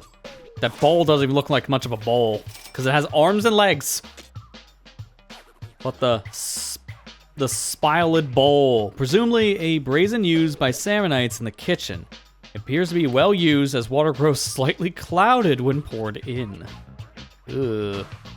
Yeah, that has a lot of wear and tear. I don't think I would drink out of that thing. But what's the perk? Squid Endurance. Damage taken while in swim form is reduced by 35%. Wow, that's huge. When you take damage, Show Shopper gauge fills a little. Yeah, I'm definitely equipping that. That sounds really good. Ooh, that sure cleared up the fog. Salmonites are getting tougher. Make sure your gear is up to date. Oh yeah, I should mention that I've heard this rattling noise every time the bot moves. Might take a look, mechanic. Huh? Something caught on the bot's leg. What'd they find? That looks like a spatula. What do we have here? A cute little spatula? There's something real familiar about it. Huh? Isn't that design on it your family emblem, Fry? You're right. It's the Onaga clan crest. You're totally right. We have something just like that in my house. I've seen it on an heirloom hairpin from my great-great-grandpa's generation. I did hear that Salmonite stole one of them a long, long time ago. Would this have been around when swarms of Salmonites sometimes descend on Splatsville? You know, maybe like the one that happened probably in like the past June, perhaps? It was a big, big run after all. There was a lot of salmon. Apparently, in those dire times, it was our 3 families who would smack them back into the sea. Something stolen so long ago ended up here and now. That means the Salmonites that attacked Splatsville generations ago were from the Spiral Halite Islands. I've read that every Salmonite attack left the city in pretty rough shape back then. Must have cost a fortune to fix up all the homes and roads over and over. Yeah, no doubt. Which is to say, the Salmonites here owe us a bundle with interest. How dare they track mud into our clean city? We'll make them pay 3 times over. Get it? Because 3 casts, Splatoon 3, they love 3s, 333X. We love the number 3 in this franchise right now. Clean city? Yeah, are we talking about the same Splatsville? If you're not careful, someone might draw something phallic on the wall via the Not Meverse.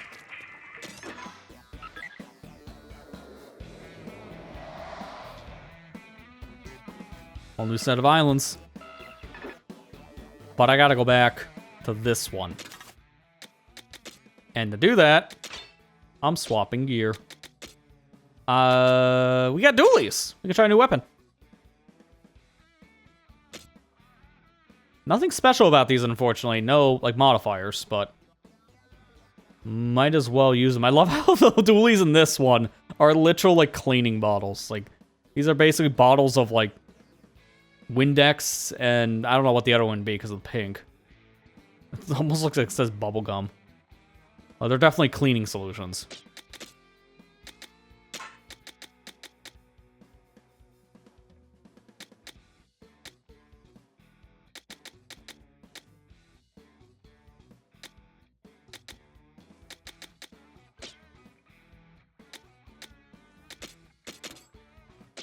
I need to do more things, I guess, with the bomb. We want to go to Gadget Workshop. Let me see. Can I develop the other thing yet? Nope, I still don't have any smoker tanks. So I want to develop here and put stuff towards this chipset, I guess. I think we want to do Scorch, because that sounds really useful right now. Just being able to put a burn effect on enemies probably is going to help a lot. I'm not worried about the cooldown, because these bombs actually get used kind of fast. Bomb can follow you. Change speed and distance. I think that's going to be helpful.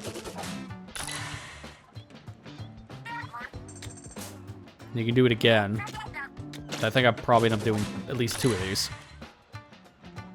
And probably do follow. I don't know how useful follow is going to be, but I want to try it.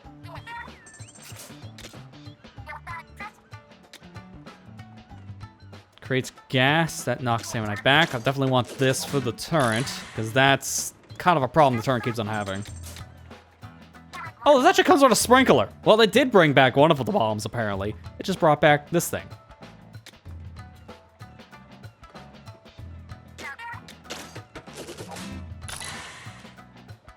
That's free. That takes 0 slots. So that's just a free upgrade. Definitely want that. Let's get some mid knockback gas. Love the name. Extending distance would be good. I don't want to put too much stock into all this stuff right now, because I need to save some of the resources. I can't even get some of these other things because I spent all my shards at this point. I have literally 2 shards left in my name. So that's not great. But that did give me another outfit. And that outfit is developing 10 gadgets. That's a very colorful outfit. I kind of want to try those. It doesn't look that bad because of my hairstyle. Kind of matches.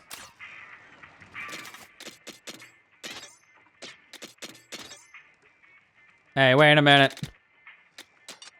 Why isn't that on? It's a freebie. Give me.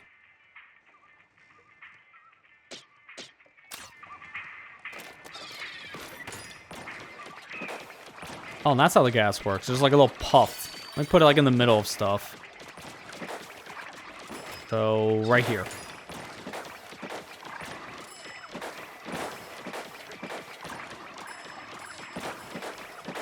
And the cloud kind of does some damage.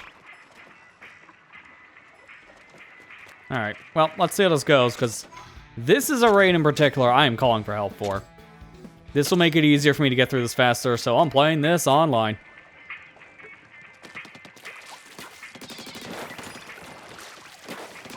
Oh, that's what it meant by the weapon deploy thing. When I shoot, it will deploy the turret. So I can see why I didn't get turned on immediately. Because that is a little situational, I guess.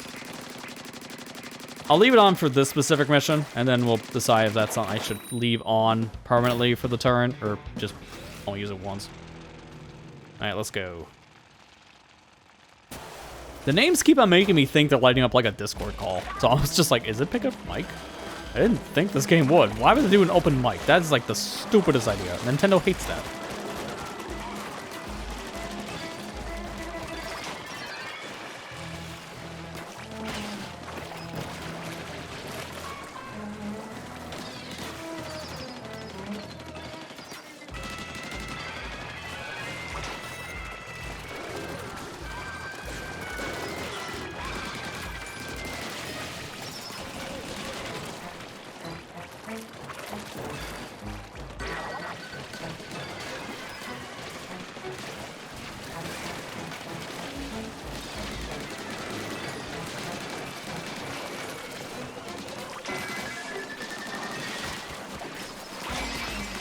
There, that gets us out of here.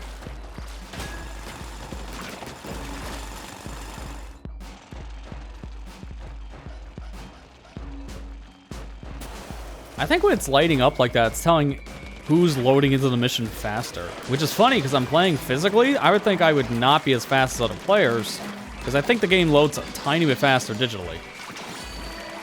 But I think it's more because of my internet speed, maybe. I don't know.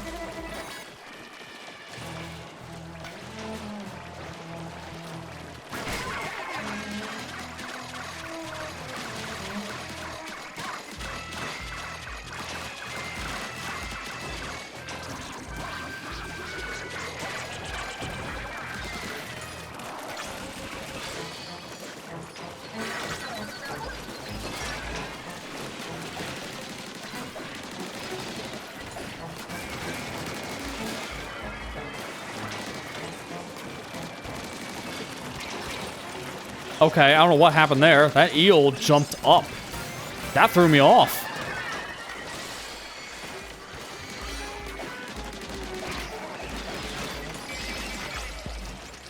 Alright, well, there's the power X full, so let's get out of here. One more level.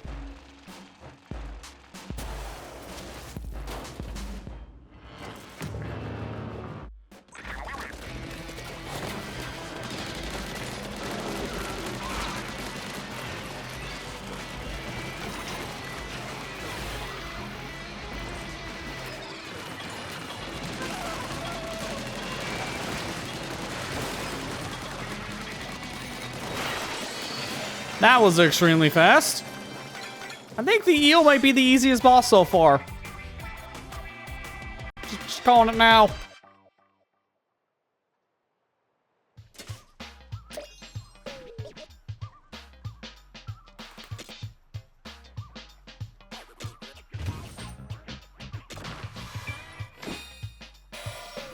Ancient slab. And that gives me a tactical tank. We'll take a look at that ability here in a minute. A slate that hints at the existence of some gargantuan creature. What do you think could be? I don't know, probably a giant fish, knowing this world. Some kind of giant salmon. And then the thing it gives us here is risky reward. Damage is increased 50% when you're in danger. Ooh. This is a danger strat mechanic. I know that from Paper Mario.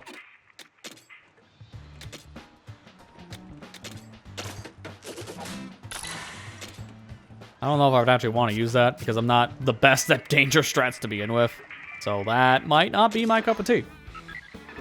Alright, I just want to see how long. 29, yep. I gotta wait for like 30 minutes to squad up with more people. That's like the one thing I find kind of annoying here.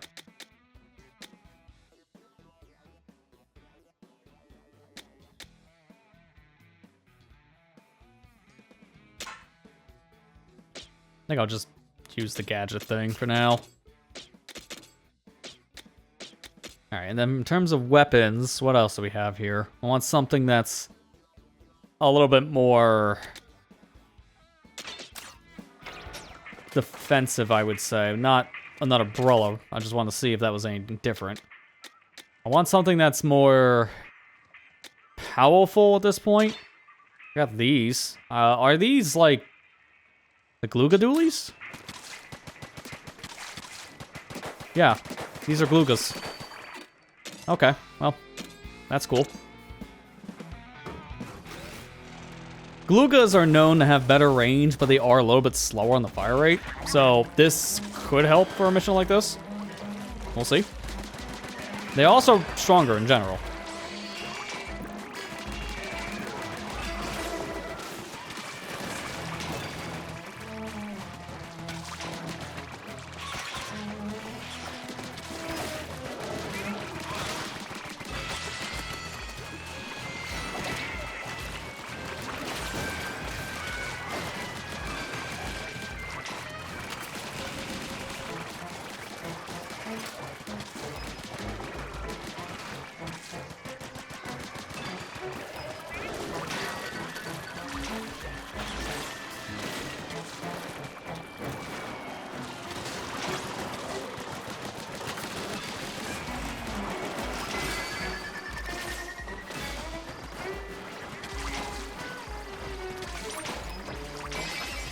There, get us out of here.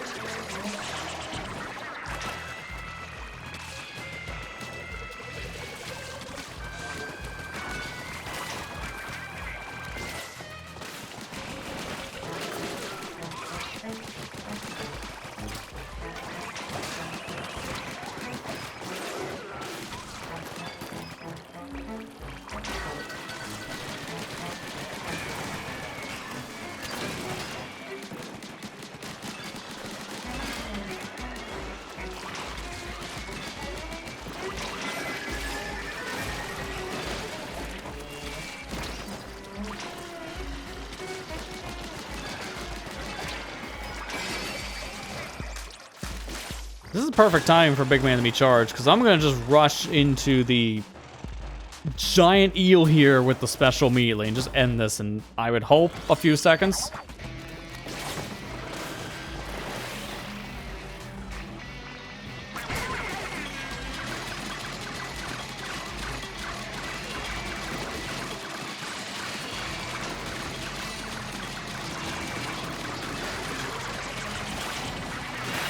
Yep. That was maybe like 15 seconds of that. You just slam the specials into that guy's tail and he's just dead.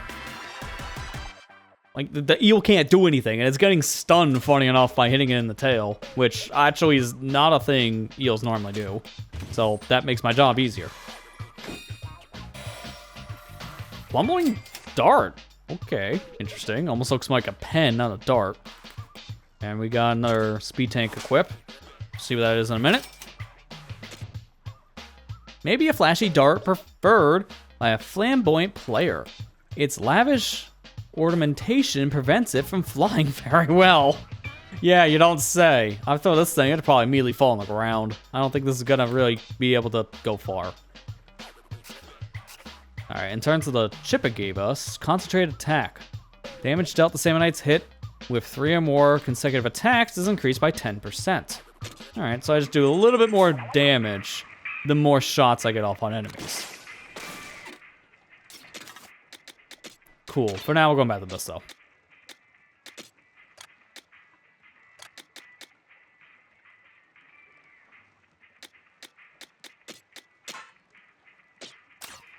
I gotta level up this specific gadget, but plus I also just like that new ability we got.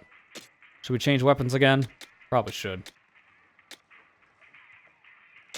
I'm gonna use the splatter shot. I know, basic. That's me, very basic.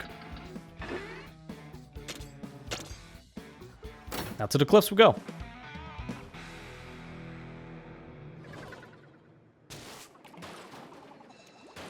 I think after this mission we'll probably take a short little break so I can get up and stretch. I've been going now for about 2 hours, so it's probably time to take that break.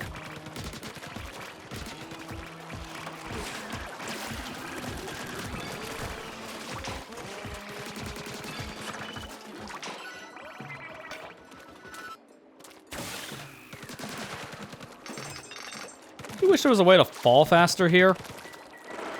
Because when I'm flying in the air, sometimes I just want to get on the ground. I might just start using that splashdown special just to do that.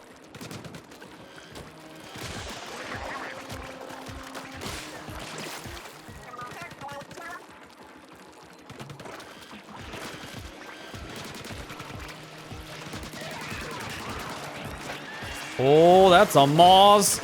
I can't throw a bomb in its mouth that easily one-hit KO it because I don't have bombs in this game. So I have to be very careful when I see Moz.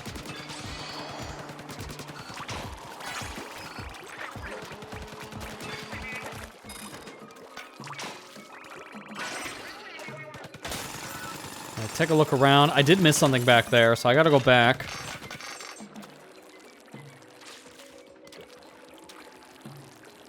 There's a surfboard there, so at least I can cross the water fast.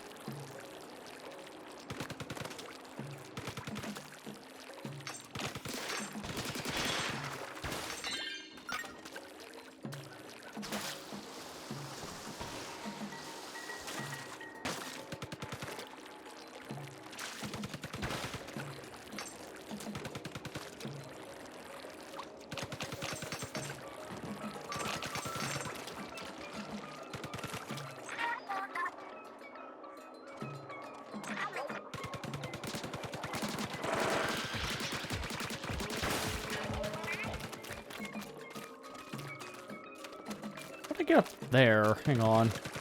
I should go back because I think I need to use the bot here for a sequence of jumps. But that's not high enough. I gotta go back up to the grate. Big man! You missed.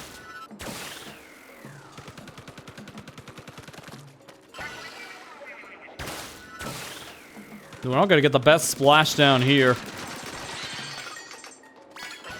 Gonna do it one more time. Get wrecked. That didn't kill. That's so stupid. That was such a high up jump too, but it didn't matter.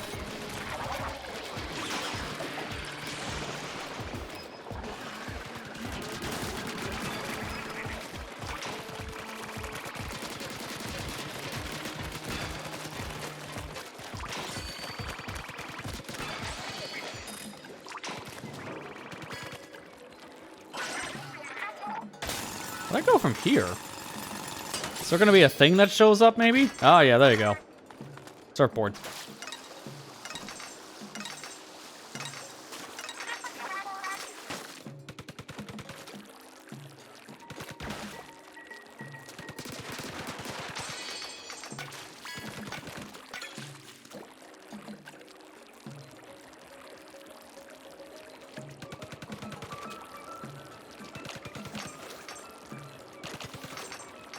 Looks like the end of the level. I hope I didn't miss any scrolls, because I feel like I might have missed a sunken scroll somewhere.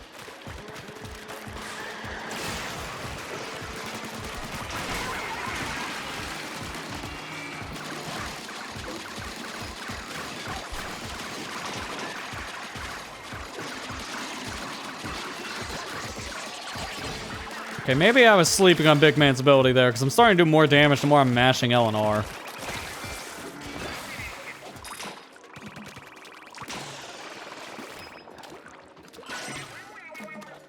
Nice 4-4-4 chips. Unfortunately, that's going away now. I need more shards. And that's it. I really hope I didn't miss a scroll, man. I really don't want to miss a scroll. We'll see in here in a minute, because I'm going to immediately go back into the world map and look at the collectibles there. Acrobatic Salmonite. And we got a Squid Attack. A complete figure of a Salmonite.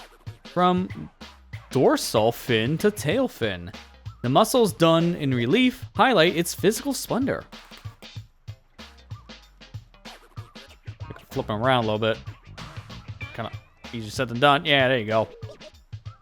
Doesn't look bad. And the thing he dropped is Squid Attack. Light damage is dealt with a squid roll. This is triggered by jumping in the opposite direction when swimming in ink. Alright, nothing really too special there, because I don't care about the damage from the squid roll. Look at the compass here in a minute. I want to see. Alright, we're good there. We got all the scrolls. There was only one. Cool. Well, let's go see what it says, and then we'll go on break. So, first things first, the hairpin. Long ago, when Salmonites raided Splatsville, they stole this precious heirloom from Fry's great-great-grandfather. It's an Onaga clan hairpin that looks a lot like a spatula. It's a very weird hairpin. And vegetation survey. The native plant life here has undergone unique evolution. This is likely due to the spiral halite that has dissolved into the salt water. Some species that were originally seaweed seem to have adapted to live on land. I can kind of see, yeah, there's a lot of differences in the world because of these crystals. Like, everything keeps on changing. The creatures are definitely dangerous because of that. But either way, I'm gonna go ahead at this point and take a little bit of a break. Get up, stretch, get yourself some water if you haven't already. And when we come back, we got more areas to raid, including a new dungeon to go check out because of that compass. So stay tuned. We'll be back here in just a few minutes. Alright, we're back, ready to go ahead and continue on here. And by doing that, we should go immediately right to the treasure map because we got a compass. And where is this compass gonna lead? Right out in the ocean. The hand tossed. Let's jump in. Me starting off with a dungeon here is gonna be a fun way of continuing on. Got the boomerang, which I'm already used to using. So for me, I'm not really trying out a new gadget. I'm just using a thing I'm already used to. And I like the boomerang. It's fast, it's accurate, and it does a good job at doing damage.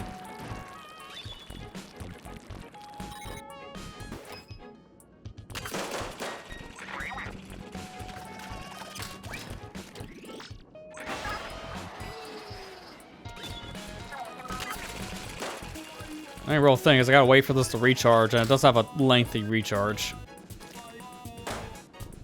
Oh! Okay. I gotta destroy those balloons first, and then have it come back to hit this one, then. I didn't think that was on a timer. I think I'm gonna do this. Got it!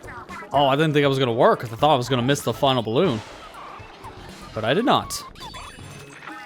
Holy balloons, man. What is all this crap? Jeez, I can already see what they want me to do for this. Yeah, good luck. That's a interesting way of putting it.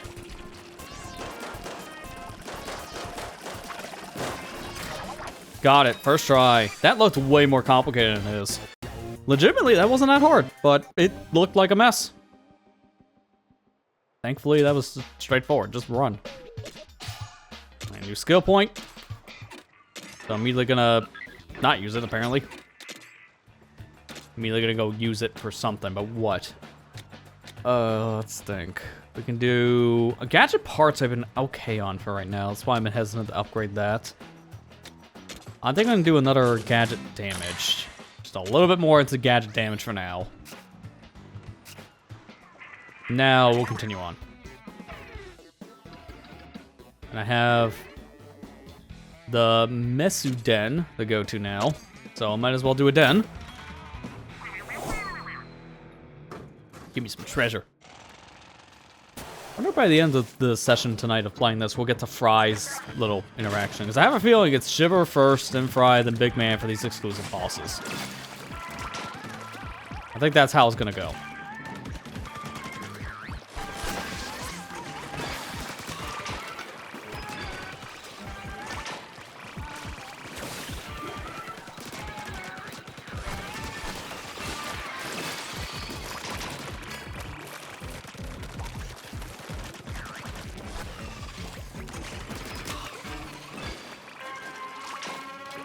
I've played like 9 years of Salmon at this point, so I'm used to fighting rain clouds at this stage. Man, it's hard to believe. Splatoon 2 was 2017. So Salmon has been a thing since then. And that's how long I've been playing the mode for.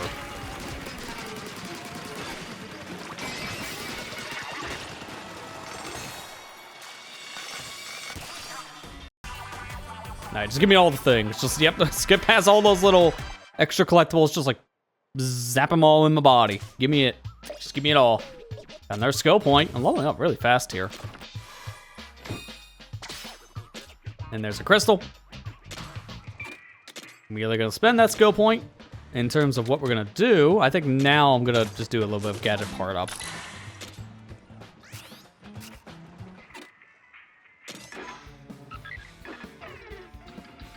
And next up is the volcano. Ooh, going right into the heat, huh?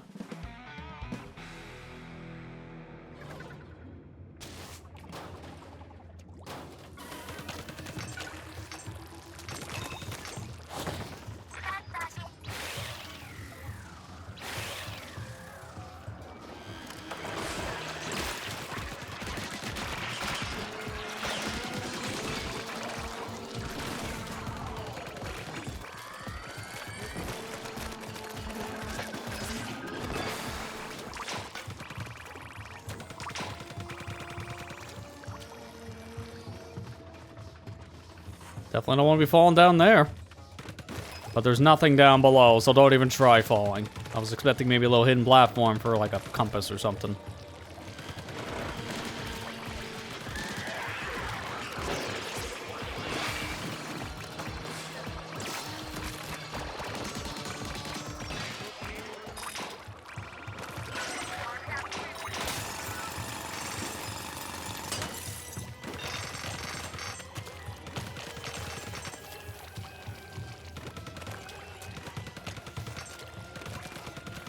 Definitely gonna be going to the left, because gee, I wonder if there's a hidden thing over here. It's an ambush. Doesn't matter. I can just kill everything in basically one shot, so not much of an ambush when I can fight back. So there is E-liter 4Ks in this, because it just got the unleaded 4K. Captured in 4K, you may say.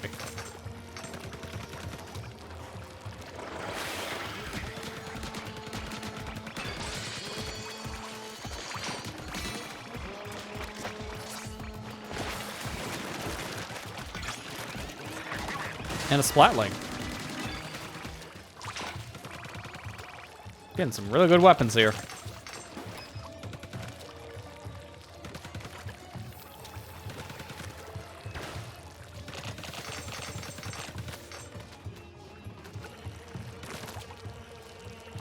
I don't know why, but this level's reminding me of a stage from Astrobot all of a sudden. I think it's just because of the volcano.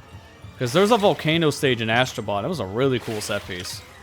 That game is just fantastic in general. Like, if you have not played Astrobot and you have a PS5, it is by far one of the best games of this generation. I would have recommended getting a PS5 just for that game because of how good it is, but not of the current state of Sony. It's now at this point, unfortunately, if you have the system, play it. If you don't, I can't recommend going out of the way to play Astrobot, because it's just, the prices are way too much, and Sony's just a hot mess right now. Sucks, man, because that's a fantastic game, but it's hard to recommend because of Sony. Just Sony.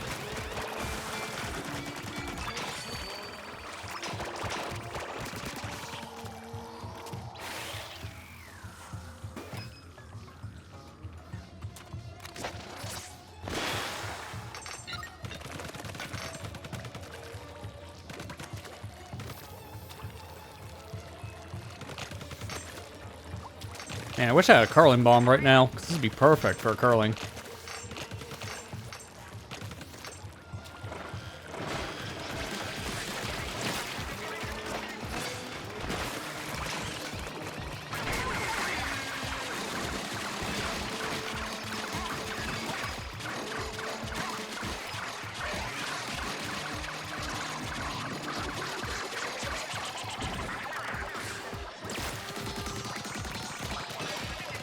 Is that it? Cool. That was easy. Just give me my power eggs, and we're out of here.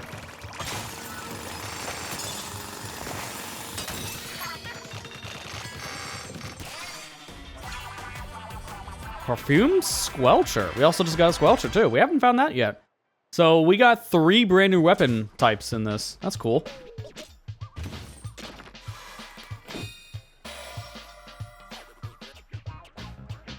Oh, wait a minute. We can combine some of these relics? So we just combined that ship, like, piece of candle holder with a horn. Okay, I didn't know we can fuse treasures. That's cool. The elegant horn. Seemingly a beautiful wind instrument with a supple curve. Some Salmonite must have held strong opinions on former elegance. Yeah, it's like you just crammed 2 treasures into one. Looks kind of weird. And it gave me a new ability, Ink Pro. So it attached to the other ability and just made it a little bit stronger. That's really cool. Let's read that sunken scroll. The twisted lava. Lava mixed with, I keep on wanting to say, spile halite. And I'm trying to break the habit because the H is silent. Because in the direct, they call this spile light. But I keep on wanting to say hail because there's an H in it. Just remove the H, man. Lava mixed with spiralite appear to twist and harden.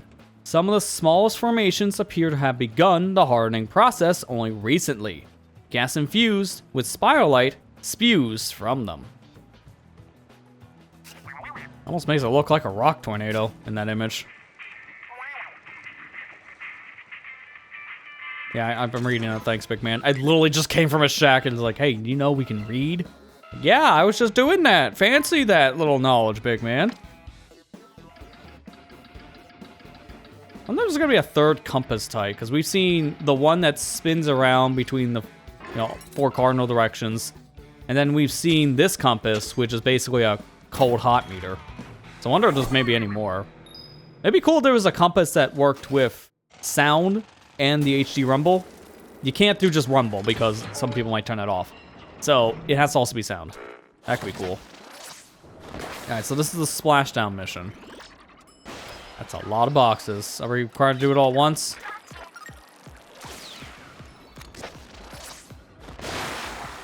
No, it's over time. We gotta destroy all of these. And that's the whole mission.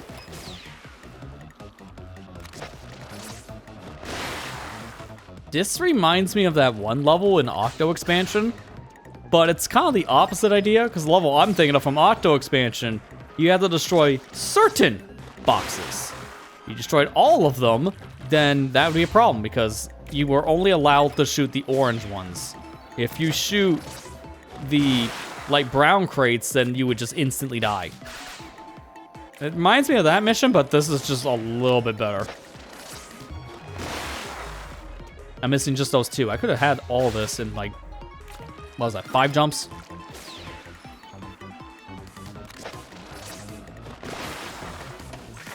That was pretty easy, because that just shows how good the splashdown can be. Unfortunately, ours is not like that. We need to have that distance. But right now, our splashdown barely covers any area. I need to have those increased radiuses, and I just have not found any chips for that. This is actually insane. I haven't found any of those chips.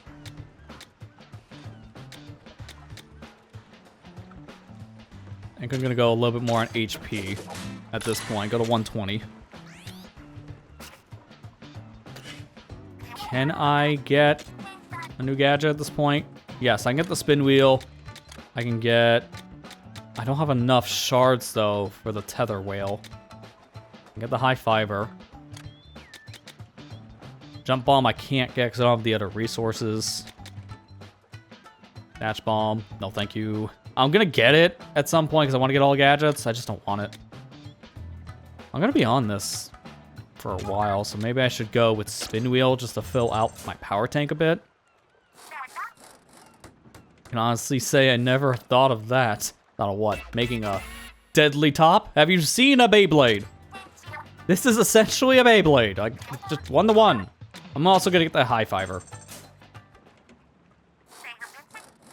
The more you say this weapon name in particular, it almost sounds like you're saying high fiber, which, yeah, I get the pun. Don't have enough shards for the dash bomb. I gotta get dash bomb at some point too, but again, I don't have the stuff for it.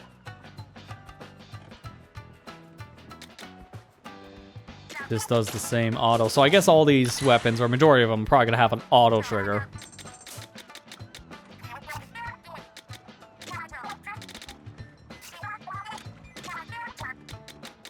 I can't afford anything else, so I just don't have crystals.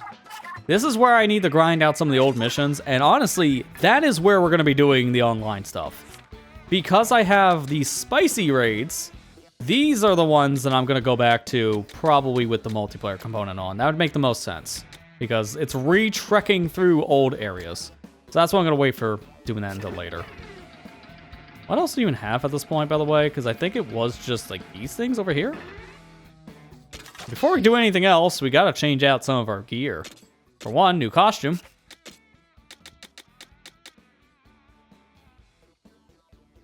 Yeah. Yeah, this makes sense for tactical. Tactical related to the military gear. That makes a lot of sense. Then just select this so I can get the little pop-up off.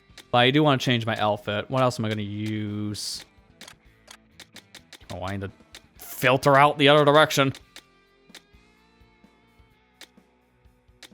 I really don't like how bright yellow the Fry outfit is. Like, this just clashes with so many of the ink colors in the game.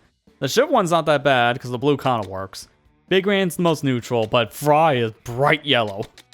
And bright yellow was not great. Also, this is a small complaint I've heard some people mention about the character design in this game, is that a lot of the design, it feels like it was very much tailored towards the girl character in particular for the Inkling or the Octoling.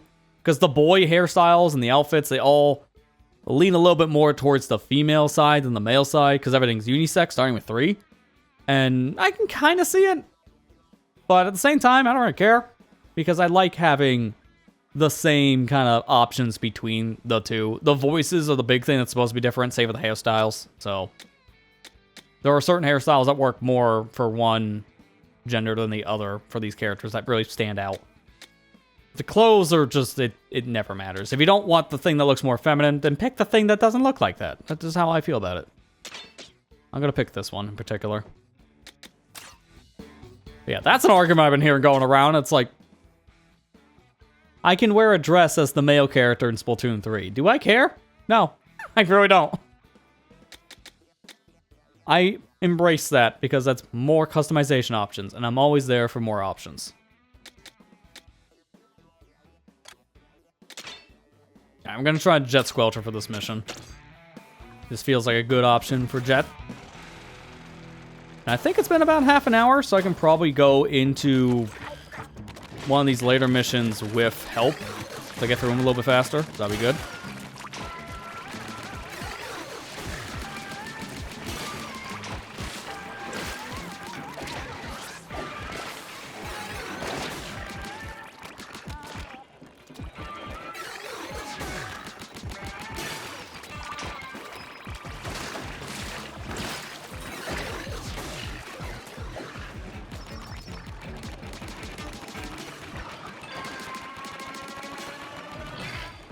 Knew you were gonna do that.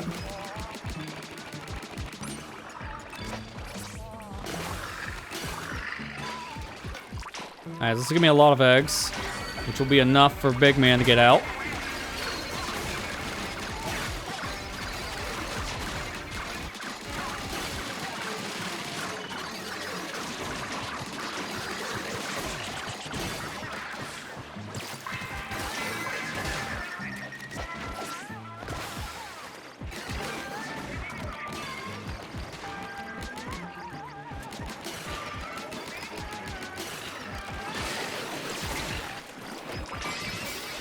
There you go. Easy. It helped that slamming lids really aren't that threatening of enemies. As long as you're not trapped in an area that you can't really move and then they're slamming on you. Slamming lids are one of the easier Sammonites to deal with. And they're really good for the payout on eggs.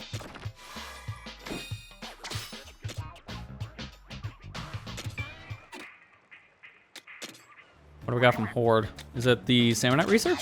Yeah, there you go. That's a lot. That's a lot of the crystals I kind of needed, so that's really good to get more crystals right now. I need more. So let's go back to, I guess, develop a gadget, because I think I can afford to develop more things here. So I'm going to do the tether whale, since now I have enough resources for this.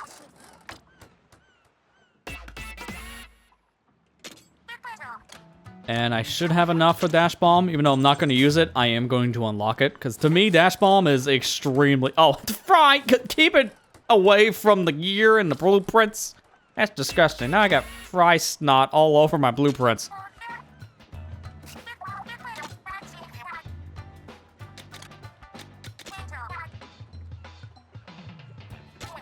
That sounds really good. Give me the magnet. When I'm ready to use the tactic gear, I definitely would want that power.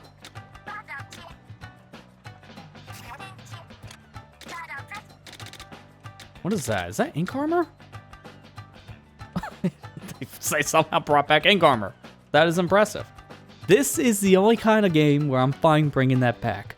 If you cram it into the standard multiplayer modes again, don't.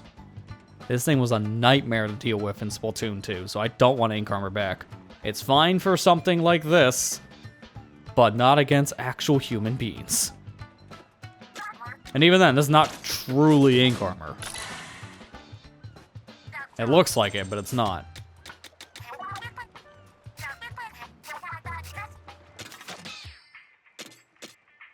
Keep on wanting to do a style. That's not what I want. Let's see. Here it is. Grab 3 speed tanks. Alright, we gotta change our weapon though. I gotta remember that. Where are we going next though? That'll dictate what we're changing to. I want to go to the lava lake. I'm not going to use the splatling yet for that, so I'm going to hold off. I think this would be good for E-Leader. Hope I'm not going to regret that, because E-Leader is very slow, but very powerful. So I don't know how well I'm going to do in this level, but we'll find out.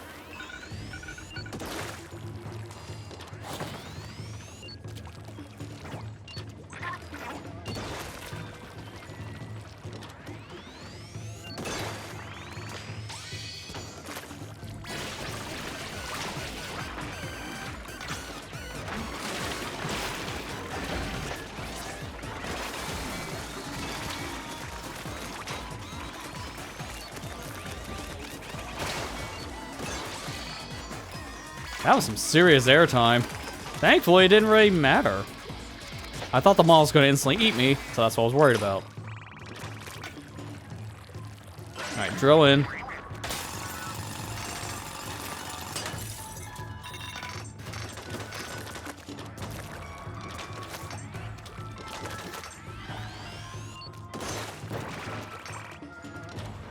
This looks like a nice hot secret. Don't mind if I do.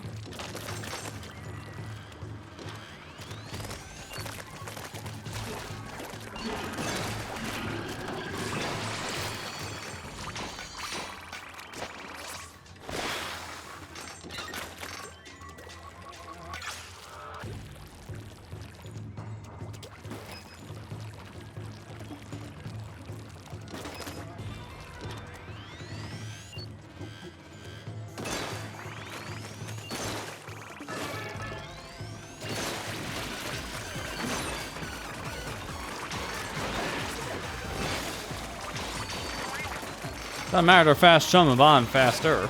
And I have the sniper, so that's saying a lot.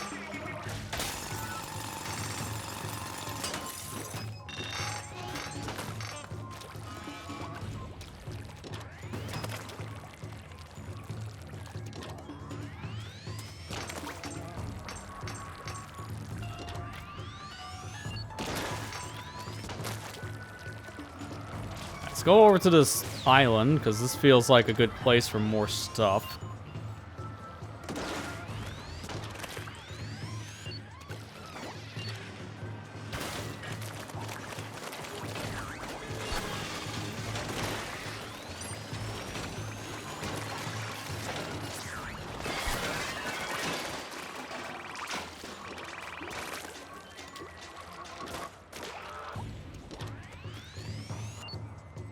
Literally nothing else over here.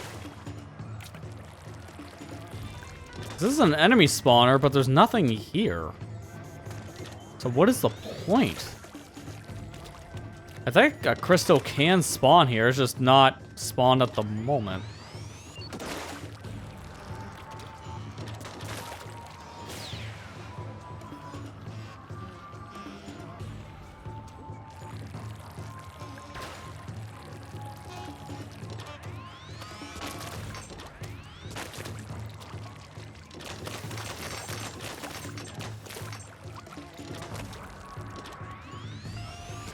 Keep on thinking that's like one of those fruit roll-up things that are from the single-player modes of like Splatoon 2 and 3.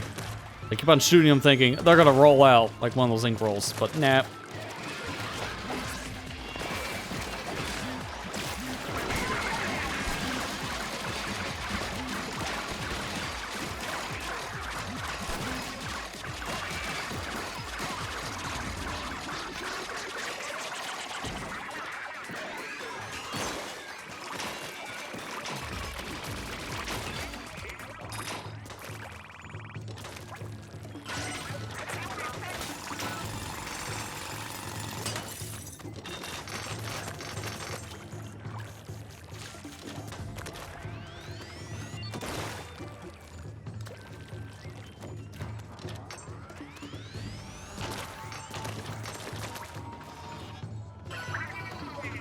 How do I get... No, I don't need to do that. I was wondering how to get over there, and then I see this turbine.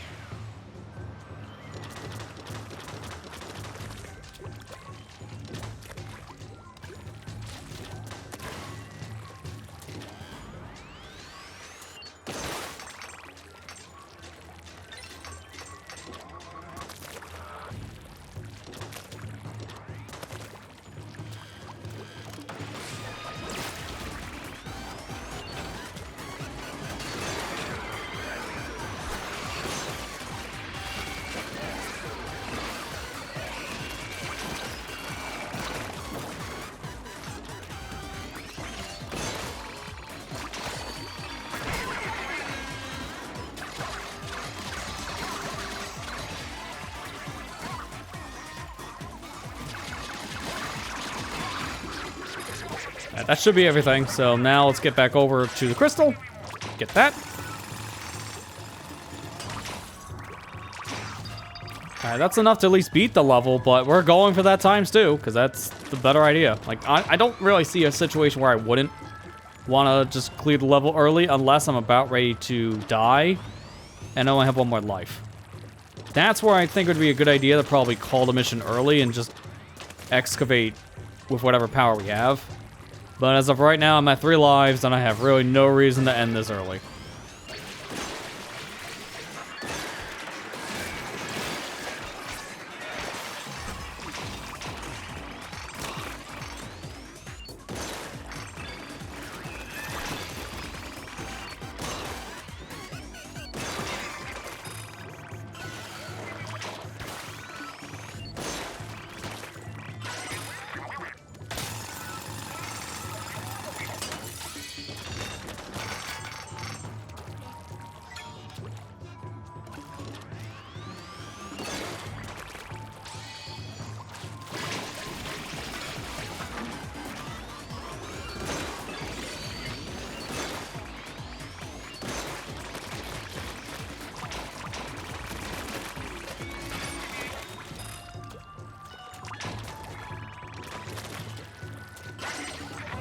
Still a crystal over in that distance.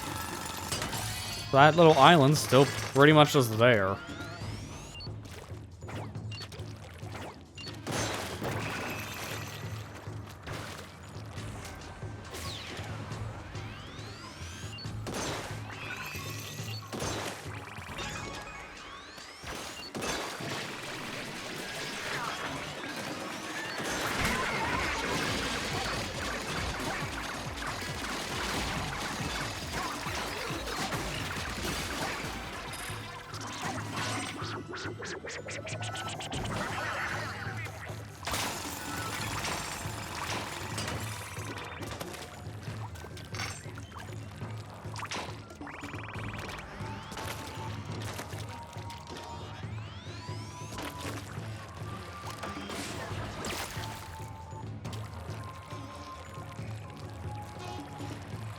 Oh, there's a crystal thing over there. Well, I'm already kind of this direction, so I guess I'm getting this one.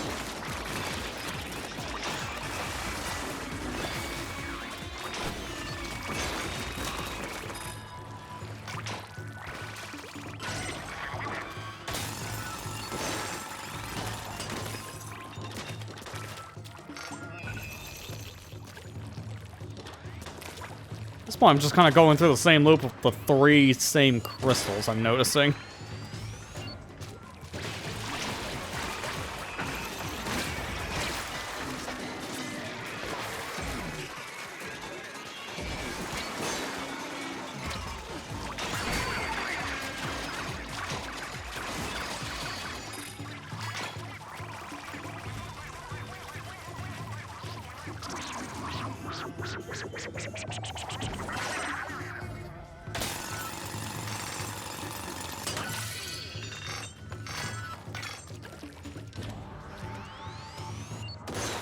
There's a thing. Finally, there's something over on that island. I'm gonna go do it.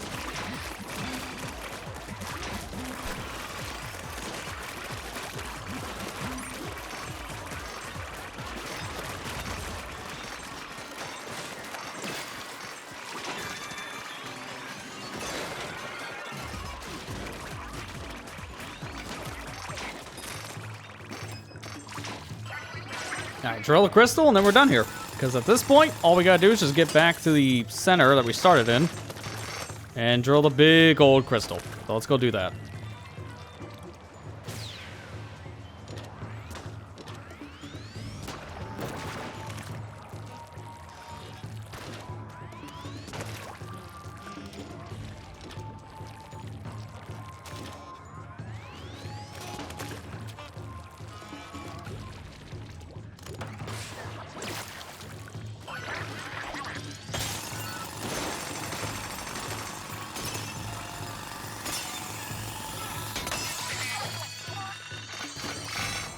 Give me all the things.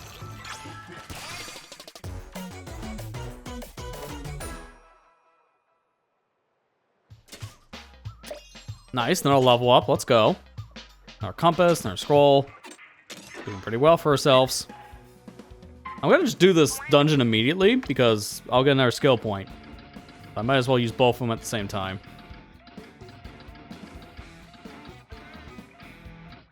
Can I do this one right now? It's like around here, it seems like. Oh, there we go. Just right on the edge of the fog. Barely found it. Fry, we're going to a place you can't do anything. Why would you want to go somewhere to sit? Oh, I get it. She wants to go somewhere to sit and do nothing. Because then she can say she did all the hard work when she got to slack off. Classic Fry. Alright, so here's the new tether we just got.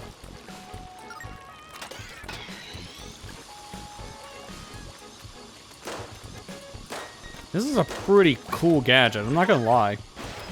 This one seems pretty useful. Probably better than those balloons.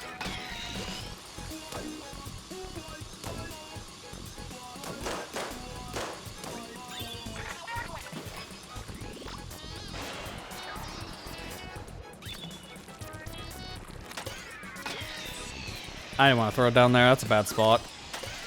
Throw it there. Oh, actually I got 2 tethers. Oh, that's convenient. I'm gonna have to jump for this one. How many of these can I have out at once right now? Is it just the 2? It looks like it's just 2.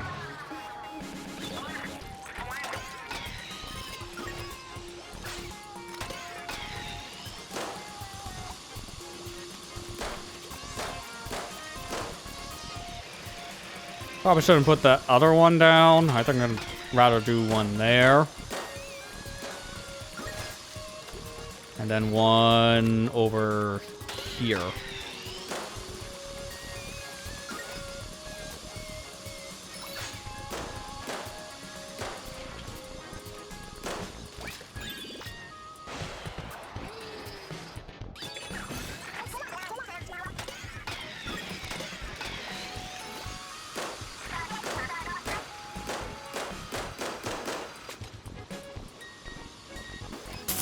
Nice! Both whiffed! Oh, that's kind of dumb. Didn't know both of them were gonna miss that catastrophe. Alright, let's put one there. One there. If this now misses, I'm going to be impressed. And mad at the same time. Yeah, that's what I thought. That time it shouldn't, because that was a much wider spread. The one on the right definitely was the one that put in the most work.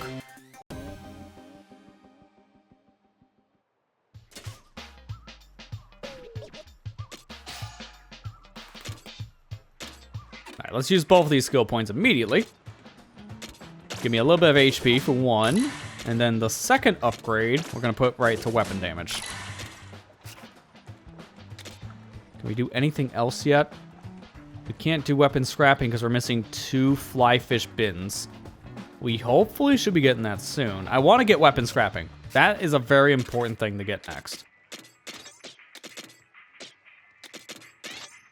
Look at all the things. Sure. Equip. We have all these different things right now. I'm going to use one of these, not both. Because what we have just the top and the spotlight. We've used spotlights before. I'm going to tinker with this, because the only thing I want to change, I want to take off vertical slash.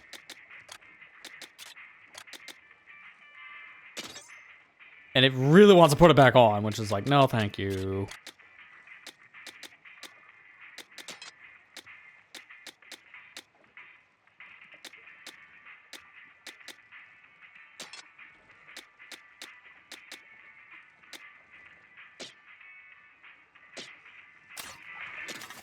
Let's change our weapon, because now I'm going to a den, so I should probably now start using something like a splatling. Let's use this one. Is this a standard splatling or a Hydra? Because this looks like a Hydra. Standard. Okay, so then the other one, I guess, is a mini. Yeah, okay. I'm going to start with mini then.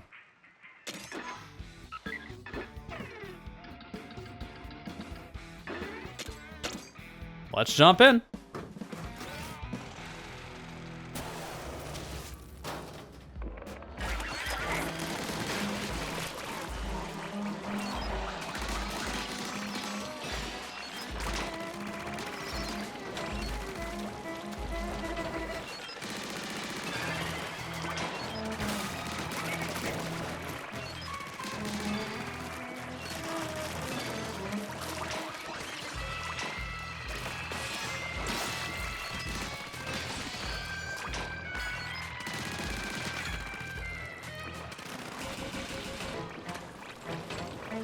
Ooh, don't run into the eel. That was a little too close.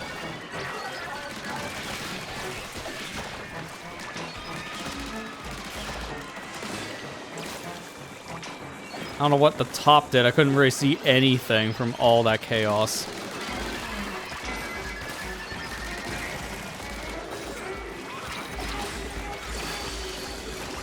Oh my god, I grabbed the egg as I died too. That wasn't enough, though. It's fine. This will be enough. Probably should have just take both of the stingers out next time. Terrible idea to leave the stingers to be.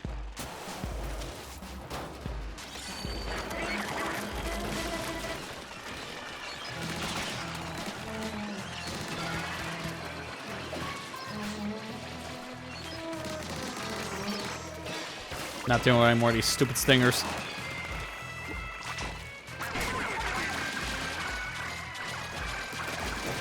This actually reminds me of a map layout from Side Order. I think they might have reused some of the map layouts they made for the Splatoon 3 DLC. This is very similar. I remember struggling with this map a lot in Side Order, because I kept on getting annihilated in this part. Just getting overwhelmed by salmon.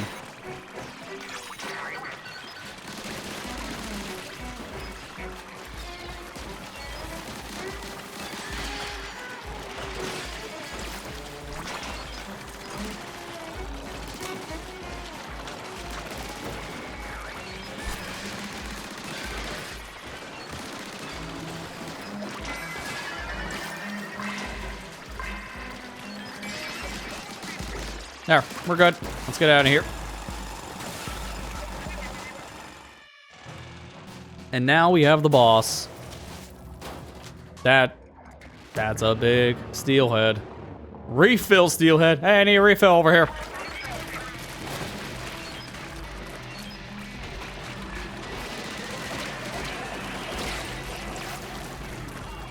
Gotta get out of here.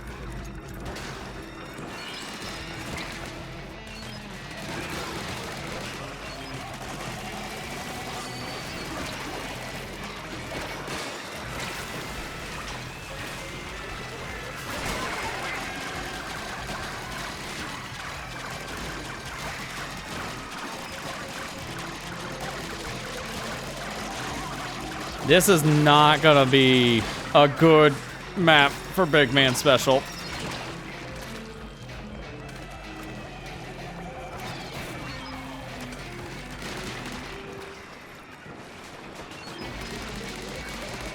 Gonna be good for my weapon, though.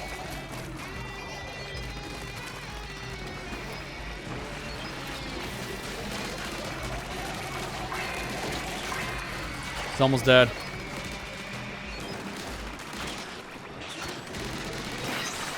There we go.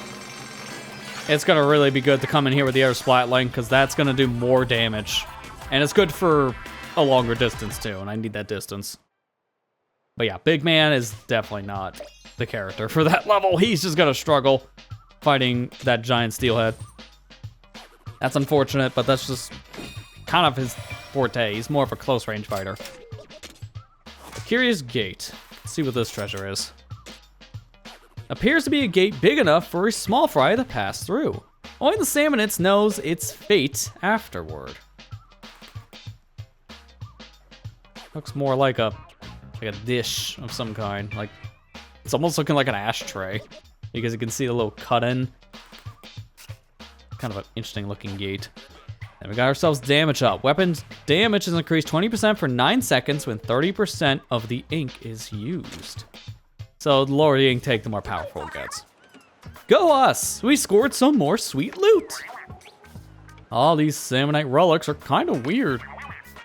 Speaking of which, we found something pretty weird in those ruins just now. This isn't the first old note we found, right? Is this a copy of a mural or something? It's some kind of picture of an important looking Salmonite. Oh, let me see. Whoa. This talks about an ancient Salmonite civilization around here long ago with super advanced tech. No kidding. That's amazing. And kind of scary. Something's fishy about that. I wouldn't trust a modern Salmonite to tie my shoelaces, let alone build a society.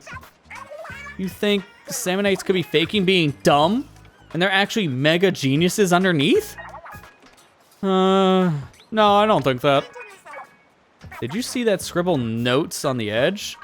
I think there's more to this. So there is something about sending a map with the location of the islands before heading back home. Huh, what do you think they were sending it to? Wait a sec. Didn't we find that map in my house? The note leaver must have been a friend of your family, I take it. On a small world. That's a good and bad thing, probably. Alright, wow, a 10,000 shard reward. I should have been here earlier. And you also got a crystal from that. Cool. Didn't expect all that. Oh, these are the gadget parts. Wow, look at all the things you can unlock. You're gonna be here for a while unlocking things. The weapon guy is another thing. 5,000 crystal. Not as impactful as the other one. But still impactful. I think we found all weapon classes at this point. I can check by doing the equips to see. But let's read some of these scroll unlocks. So, the ancient Samnite civilization. It seems that an ancient Samnite civilization processing advanced technology once flourished here. Should head back to the city soon, but I want to investigate this further. And I need to send down a map detailing the islands to let others know that they exist. Oh, let me hit the new button to get to the next thing. The curtains fall on the Grand Festival. Oh man, it's hard to believe that this was about 2 years ago at this point. Our festival of unprecedented scale had sea life all over the world boiling with excitement. Deep Cut, who rep the festival's future faction, spoke positively about their loss. It's canon. Noting that, while bitter, even a loss can lead only to the future. For the group, and for all the Splatlands. Because if I remember correctly, it was Team Pass that won that. Go Team Pass, let's go. I'm gonna just verify because I can't remember fully. Let me see, Splatoon 3 Grand Festival. The winner was passed. I was correct. I remember that being such a big deal, winning the final festival, well, quote-unquote final festival of Splatoon 3, because it was supposed to be the final one, and then they made 4 more after that for the different seasons, and then the Splatoon Raiders tie-in Splatfest. So it was the final Splatfest when you don't count 5 more. This series is known to do that. Splatoon 2 had a couple extra Splatfest after the final one as well, so nothing new there. Splatoon 1's the only outlier. Because when that game ended, release the Switch next. Like, we aren't looking back. Just move on. Because the Wii U at that point was very much dead.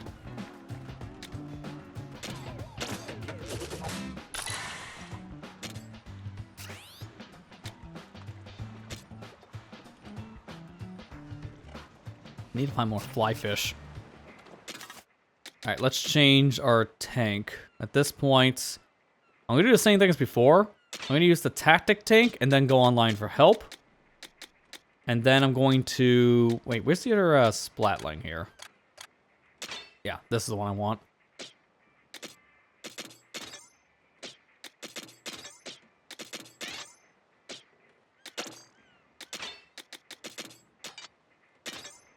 This is one I don't want to equip yet, because I don't have many things with a tether whale, but I'll have the other two.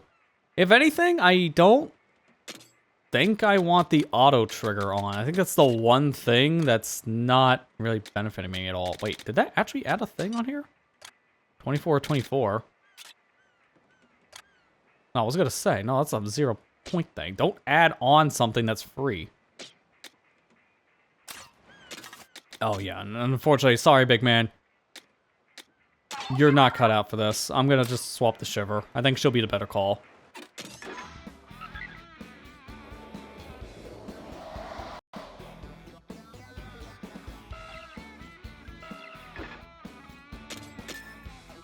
Give me that help.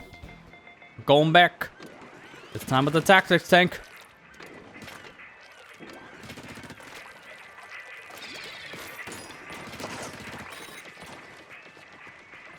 Oh, crap. This is gonna be like the stinking darts. Yup, this is the stinking darts. Oh, great. So, for those of you who haven't played Splatoon 3, you're not gonna understand my frustration. But if you have, this is the angle shooter. Angle shooter is known to be one of the worst sub-weapons in Splatoon 3 because of just how inaccurate it is. It's hard to get any shot down. with angle shooter. And this thing is just that, but 5 lines. So I'm gonna have a hard time aiming with those, I guess. Let's do this, though. Hey, Ethan, how you doing?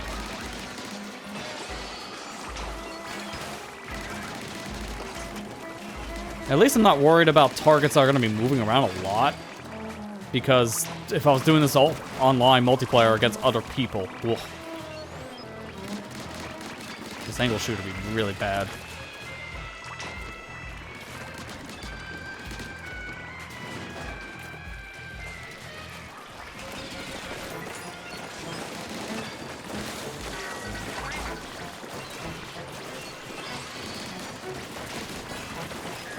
Give me all the things.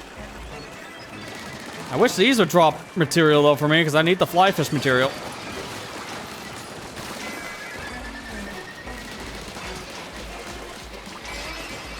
There, we're out of here.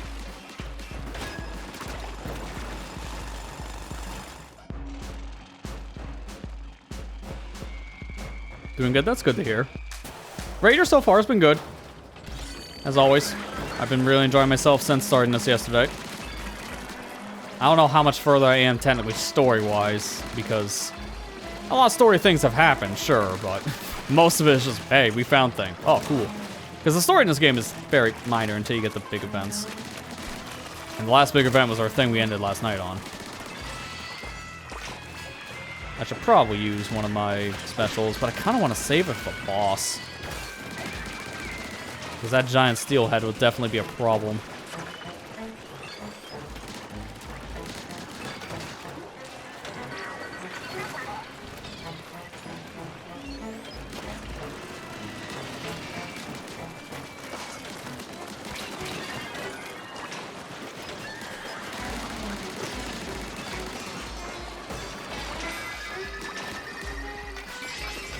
There we go. Now level 3, and this is why I saved my shiver. So, Showstopper's coming out here soon.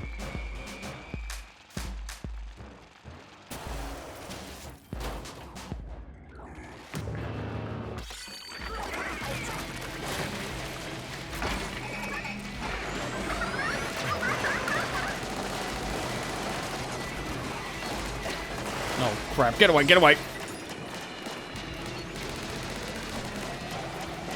Yeah, look at how much damage we're doing. That was only 2 cycles. That was really good.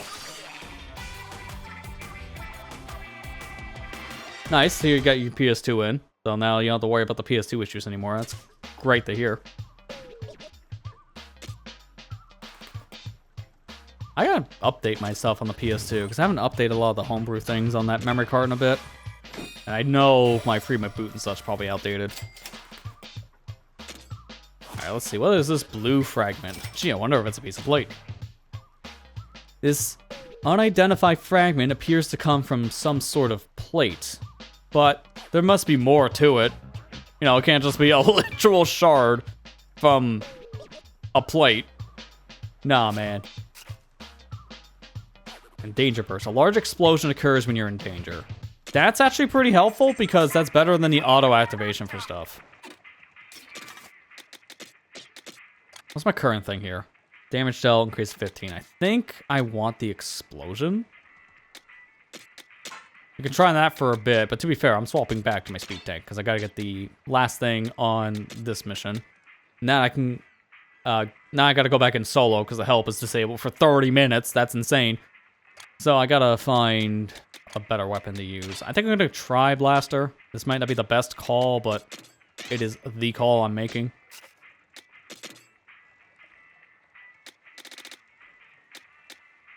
Anything else I can put on here that I don't already have that I want? Emergency activation is 1 point, but would that even matter to change? I can change this, because I have literally 2 points to spare.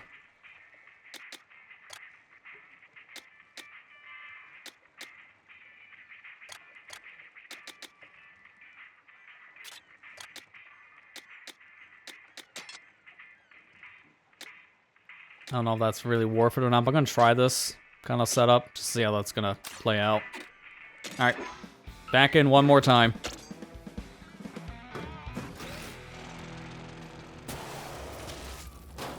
Yeah, a little short on 60 billion. We're gonna probably be here for a little bit longer, maybe like another hour. And then we'll get another 50 million an hour. 50 million power eggs, that's it. The translation to gold is very bad in this part of the islands in particular, so. It sounds big, but it's really not.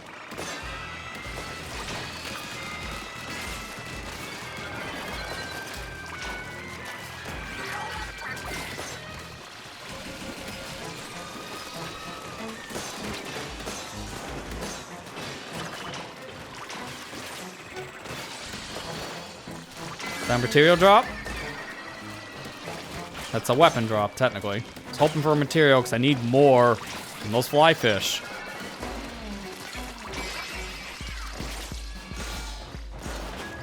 I want to be able to do the weapon discard thing soon. I'm so close, but I just need more material.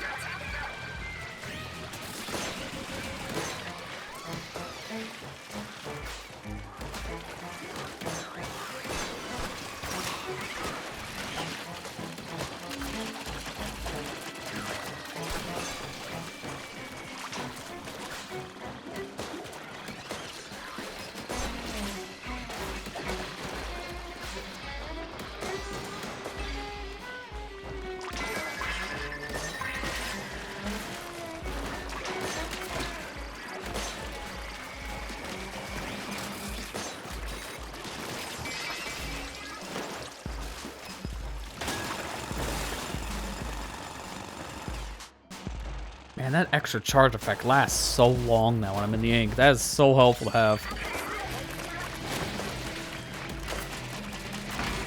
Let it rip. Hurry up. That does more when you have other people shooting at the head. It really does.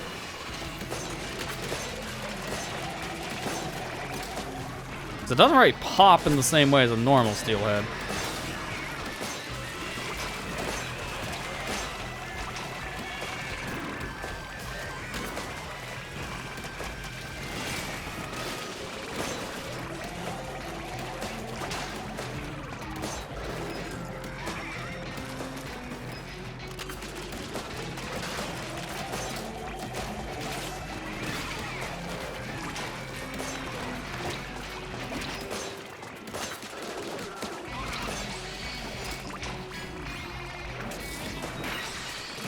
Nice. Okay, just a random shot. What did him in? Okay. Sure, we take those. Alright, so that's it for that den. So now I don't have to worry about going back there anymore. I am like, what is that? A handful of points away from another level. Are you kidding me? Oh man, think of the skill point. Bronze teapot. Wow, that's worth a lot. 25 mil.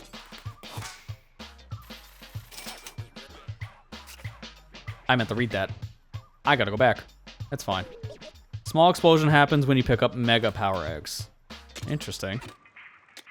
Well, let's go see what the thing actually said. So, relic, teapot. Possibly a metal teapot cast using advanced technology. Oh yeah, the most advanced. Copper. A faintly sweet smell wafts from inside the pot. Maybe they were making like a sweeter kind of tea.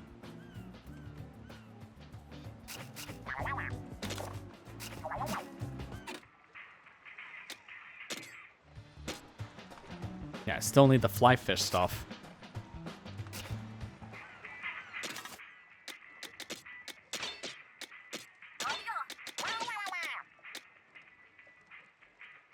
Alright, let's see. What else do we want to use now? Oh, this is different. We got an explosion.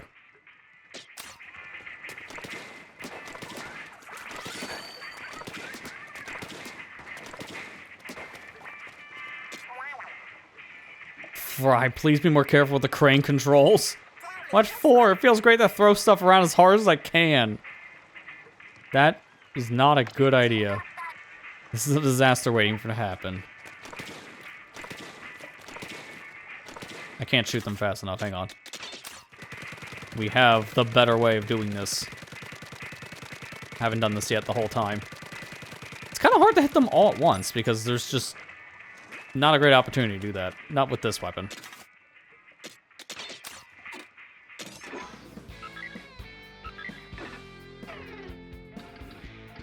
Alright, we have this crater, but I think it might make more sense to go to this den using a slosher because the explosher is slow and that's good for fighting enemies.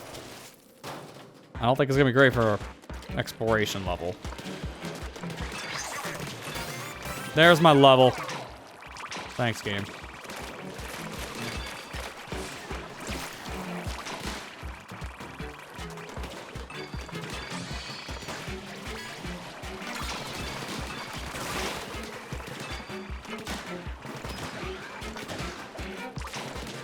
You know, I just realized, because I haven't played Side Order in about 2 years, so I had to think about this for a minute. When you're flying like that from, like, the bot hop and such, that is technically a thing from Side Order.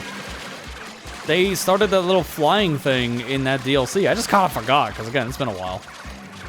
It's not been mean to go back to it at some point, I just haven't had the time.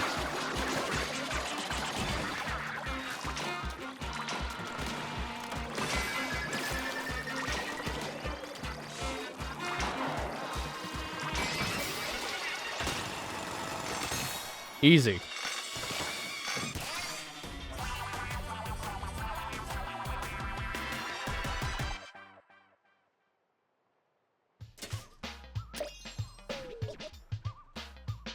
Few more eggs and our power tank is upgraded. That's good. Because once this is upgraded, I'm swapping to the tactical tank so I can upgrade that next. Because that needs a lot more as well. Alright, let's use that level upgrade immediately. Let's see, what do we want this time? I think I'm gonna do more gadget parts. I'm starting to hit that point where I'm needing more points again. Like right now with this gadget I have... Not this one, you. Stop turning the vertical slash on, please. That's wasting a lot of my points.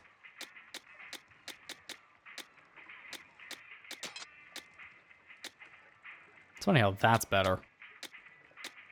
By a decent chunk.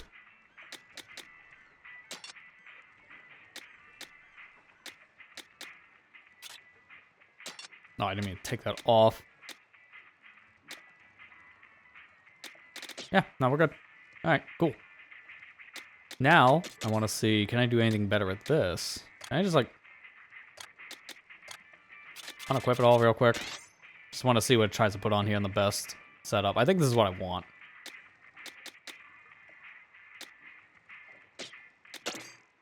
So I'm not really a fan of the top, but I think this shield would be better. But let me see if I can do something else with it. No, not that. I want the Scorch ability on it. That'd be good. Auto trigger hit might actually be useful for this weapon. Because it's a shield at the end of the day, so that might actually help. By like placement, fixed in position. So you can, I guess, control where the satellites move. Range up, definitely want that.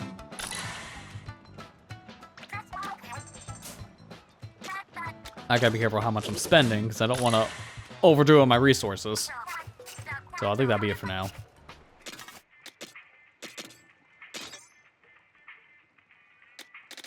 I did notice it did not put on the auto trigger.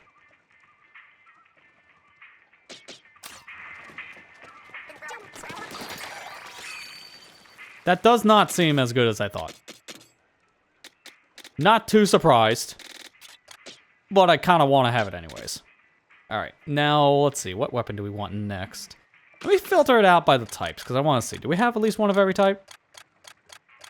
Yes. So all these weapons are all the different types of weapons that you can get in the entire game, but that doesn't mean we have all variants of these weapons. Like, we only got a Swiffer and a knee leader. We don't have any other chargers yet, and there might be more. Oh, there is a tent umbrella. I didn't know it was a tent. I'll use that next then.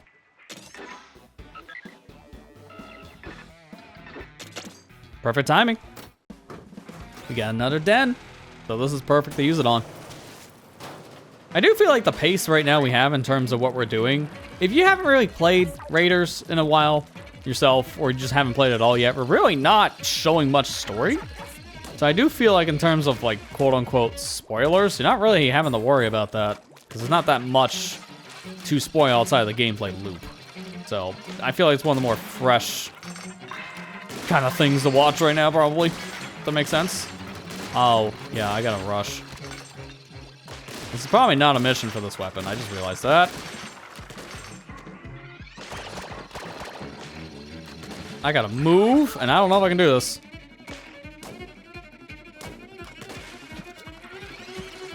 That is not possible. I'll just go back to the hideout. You can't fail if you never, you know, finished. At least I keep my stuff, so it doesn't really matter I left. I'm gonna need a faster weapon. There's no way I'm doing that with Umbrella, of all things. I think a jet squelch will be the way to go, because that's fast. I didn't realize this was gonna be a gauntlet instead of just fight a horde of enemies. I have an idea of cheesing some of it. I just don't know if I can fully commit to this. Hang on. Go. It's gonna sacrifice some of my health, but that's fine.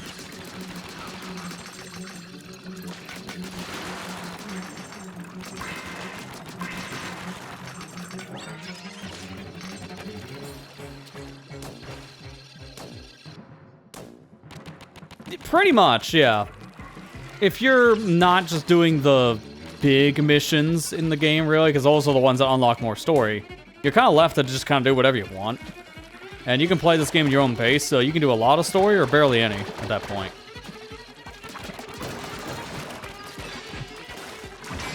Got it. Literally 1 second to spare, so that was a little too close. My skip there in the beginning did help, but it also did waste some time.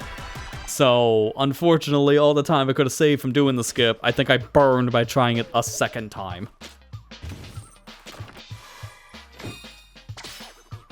There's another crystal. Now we're gonna try a tent umbrella, because I thought I was gonna be in that level, but no.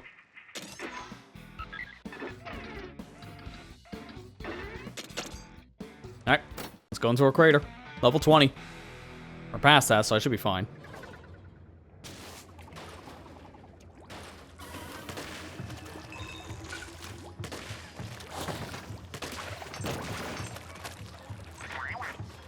Big level, but we can kind of see it all right here in the beginning.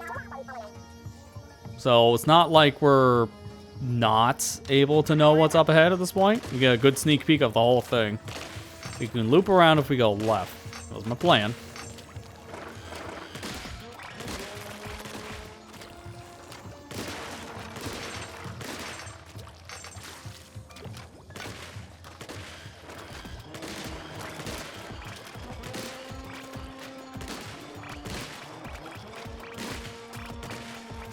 Dude, one thing I just thought about, it's gonna be so nice when I eventually make a whole series on Raiders, because you know I'm probably gonna end up doing that at some point in the future on the YouTube channel.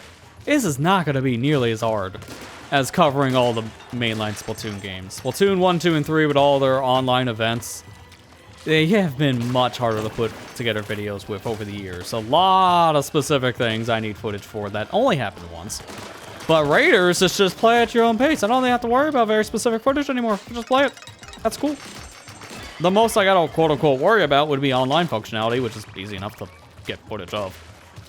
But it's not like I didn't play that Splatfest last weekend. Ah, crap. Now I don't have footage of the special Raiders Splatfest.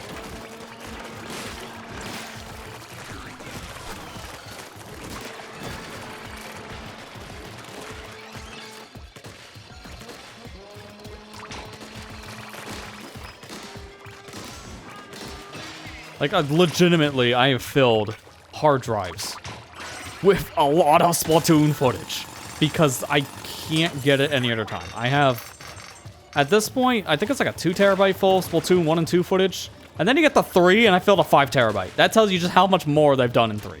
Because it's insane. Like, I love the events, don't get me wrong, but as a person wanting to make videos on them, it's kind of hard to get the footage. And I'm running out of space. It doesn't help how I'm recording them. That's somewhat my fault. Because I am recording at high bit rates. I know. That's not a good idea. Oh, I think I might want to turn off the shield that doesn't move perk because this is not really helpful anymore as a shield.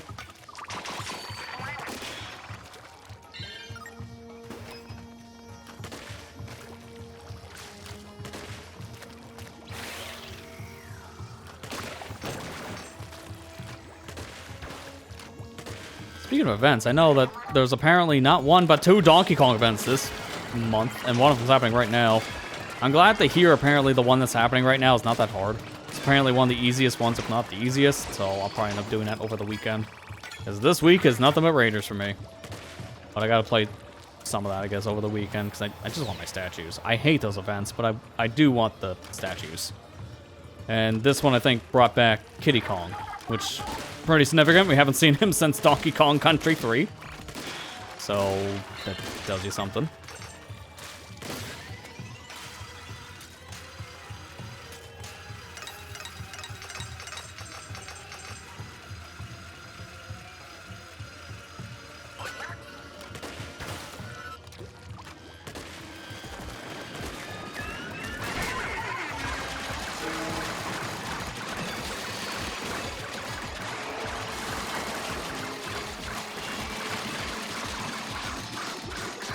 Destroy all the things. Are we done? No, we still have one more.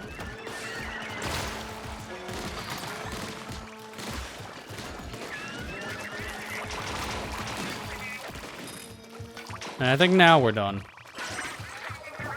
Is that everything here, though? Did I not, like, miss anything? That'd be good if I didn't miss anything. I'm just gonna grab this, just to make sure I grab it. I know the game automatically collects the stuff, but I just always want to pick it up. Just to make sure I don't actually miss anything. Get it yourself. There we go, power tank is max, so I can upgrade this. Good. Oh, we get to combine things again. The Eclipse Shield. That looks pretty cool, actually.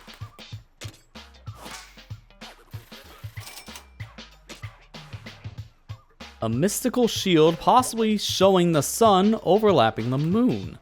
The two heavenly bodies are in harmony, complementing each other. That's a good compliment indeed. This looks really cool. Actually, I like this. It kind of, like, if I could spin it the right way, which is easier said than done, I can make it kind of look like a hat.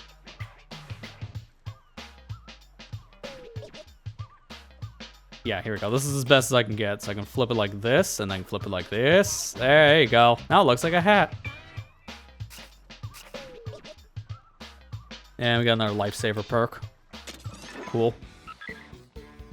Is this story? Oh yeah, there's some story stuff.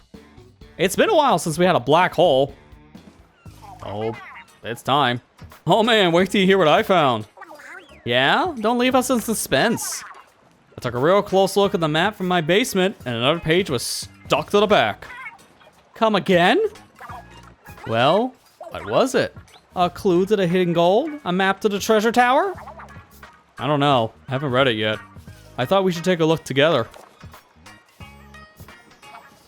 It looks like some notes about the map. But the most recent one is from 100 years ago. I'm surprised the page hasn't turned to dust. Huh? So this map was stuffed into a bottle that washed up on the beach. Probably by whoever wrote the note. I think it was sent from the I want to say hail. There's an H in it. Spiralite Islands. I'll catch myself eventually in this playthrough. It's certainly one way to communicate. But hold on, wasn't the original map ruined when it got wet? Hey, yeah. So this map must be a copy someone made on a new sheet. It says here someone found it after a storm, next to a weakened shark that washed up. A shark? A poor thing. I'm not seeing anything here about treasure. Although, what's this? Is it true? The very end where it says the sender was lost and never made it home? The note definitely said they planned to go back to the city. I guess that didn't happen? What happened on these islands? Hard to know, but this isn't helping us find the treasure, so we gotta keep digging. Anyway, you wanna rock, paper, scissors? Who gets to check out that scary new ping? Wait, now? I gotta get in the right headspace first. Too late! Rock, paper, scissors! Throw! Alright, hang on. Who won this? Hang on. This was... I have to get the answer, because this was a Splatfest in Splatoon 3 in particular. This was the demo Splatfest, the world premiere one. And this actually has a real winner. So the winner will be...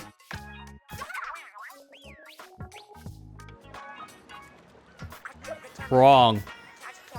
Rock wins, technically, which was Shiver. But to be fair, we already had Shiver join us in one of these exclusive levels. So I figured it was Fry's turn next, but if she didn't win by using Rock, then this is canonically incorrect. Big Man seems kind of upset that he overthought it. There's no shame in losing to paper, which is what she was on the Splatfest, but at the same time, she loses too. Hey, it's decided. I'm coming with you. Can't wait to get to it, mechanic. You don't need to worry about a thing with me around. I'll take good care of you. Let good old Fry steer the ship to safety. Yeah, we're dead. If Shiver was playing, she would have definitely won, because she's the Rock. Of course, paper the scissors. The scissors would still win in this logic. I keep seeing you get stronger and stronger with every raid you go on. And I was wondering, what's your secret to self-improvement? I asked Fry and Shiver, but they just said the usual about be confident in yourself. Which is the complete opposite of advice from the survival guide I brought along. Could it be that I'm already as strong as I can get? No, I can't give up so soon. I'm heir to the Manta clan and their Manta dance showstopper. If I practice hard in the field, I'm sure I can make my own contributions to the showstopper. First, I'll focus on smooth swimming. Gotta make my skin as hydrodynamic as possible. Of course. Thanks for hearing me out, mechanic. I know just what I need to do. You're such a great listener. Well, here we go. Have this piece of paper, by the way. So now we got bonds up at all three. That's really good. So let's go first to the Horde, because I want to read our new scrolls. We got 3 things to read. So the Spotlight Island maps is first. This map, found in the Manta family's basement, shows the location of the Spotlight Islands. The notes accompanying it are more than 100 years old. Apparently, the sender never returned from their journey to the islands, and their current whereabouts are unknown. Next up, Salmonites and Spiralite. Spiralite seems to enhance the physical abilities of the Salmonites. The fact that so many strong Salmonites inhabit this area is most likely the result of the Spiralite exposure. The white crystals on their bodies, while apparently not a style choice, do seem to indicate their strength. Which kind of feels like a natural evolution in the same way we saw with the Octolings, or like the Altarians in particular, in Splatoon 3's single player of the Alternate story, because of the fuzzy ooze stuff. They got more powerful. Well, presumably, they didn't really feel stronger to me. But they were more powerful, in quotes, because of the fuzzy ooze. And that's kind of the same idea in this game, with the spire-like crystals and Salmonites. And finally, we got our Manta Clan style setter. Big Man himself with his own little celebration. The current head of the Manta Clan assumed control at the young age of 16 with the support of his predecessor. On completing his inaugural performance, he offered a humble "Hey!" He's now breathing new life into old traditions with projects such as popular manga contributions. Okay, I wasn't expecting him to be just writing mangas. Sure, that works. I love the key art for the stuff, though. It looks really good. Although, just looking at Big Man, he does strike me as a guy who would be really in the manga. He likes reading a lot of these books, so I'm not wrong. Alright, let's, at this point, finally, we can do the weapon scrapping upgrade, so let's do it. Whoever came up with scrappy weapons for Spirelite shards is a genius! Recycling is important. Breaking things to bits. That's your specialty, isn't it, Fry? It's time for these hands. The dreaded icons of destruction responsible for countless wrecked appliances and mics to shine. Maybe let's use actual tools. Fry, if you land a hand on this beauty, I will throw you off the ship and never look back. This thing is expensive. Do not break mics. Alright, now we can smash any weapon to... Huh? Is this the right tool for the job? Isn't it? You just spin the wheel and go. I bet Fry's already got it all figured out. Yeah, I'm itching to get started. Hey, mechanic, bring me a weapon you don't care about. On my way. Are you scrapping some weapons? Good idea. Scrapping weapons get you Spirelite shards, you know. If you're not using one anymore, go on and scrap it. If there's any prize weapons in your collection, lock them up with Y. Then you can't junk them by accident. That's what the lock's for. Okay. Because so far, we haven't found a reason for it. You can't scrap the weapon you currently have equipped, so at least there's that to note. So if anything, I should scrap like the low-end things. Like I got 2 of these, and I'm never using level 1 Wonder Wing Splattershot Juniors. So I can scrap this. That gives me 75. Does it tell you how much you get? No, it doesn't really tell you how much you're getting until you select the weapon. So, scrap the weapons you don't think you're going to use. So if you're not a fan of very specific weapon classes, like you can't play Umbrella weapon, scrap it. If you're not going to use it, then it's better to transform those into crystals. And to me, I at least like to keep one of every weapon, just so I can have access to every weapon type. So that's important to me. But if you have duplicates of weapons and you just don't see yourself using the secondary version, like, look at all these, right? Like, I don't need all those Splatanas. I can scrap those and get some extra gems.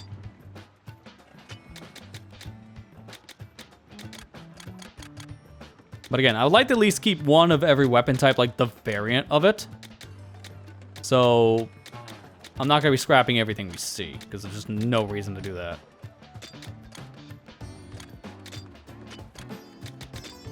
I think that'd be enough for now. That'd be 500 crystals at least. So let's go ahead and scrap them. That's going to give me a lot more back. Now, mind you, I don't think that's as valuable as you would think, but it does say weapon stash 58 of 300. So there is a cap of how many weapons you can carry in the game. So you'd be forced to scrap weapons at some point if you want to get new weapons to add to your arsenal. So I'm not finding this as super useful to get crystal back, because it depends on the weapon level. Like, this is going to give me more, I bet. This is going to give me a lot more because it's more rare. I imagine the more rare the weapon is, the more crystal you'll get back. So keep that in mind as well. But at the same time, you can get these crystals pretty easily if you're grinding certain levels, so it might not be as valuable for grinding purposes. But right now, it's pretty helpful. And let's power up the power tank, which will then give me the tank surge ability.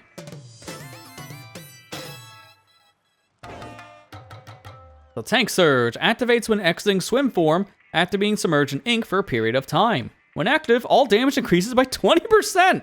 Wow, that's actually really good. That's better than the other tank that we have. And wait, what? The speed is already maxed? How? Okay. Well, that's one less thing I have to upgrade on the tank itself. Sure. Gadgets equipable to A. Equip one gadget and relic power. How do you do that part, though? Like, that I'm not 100% sure on now.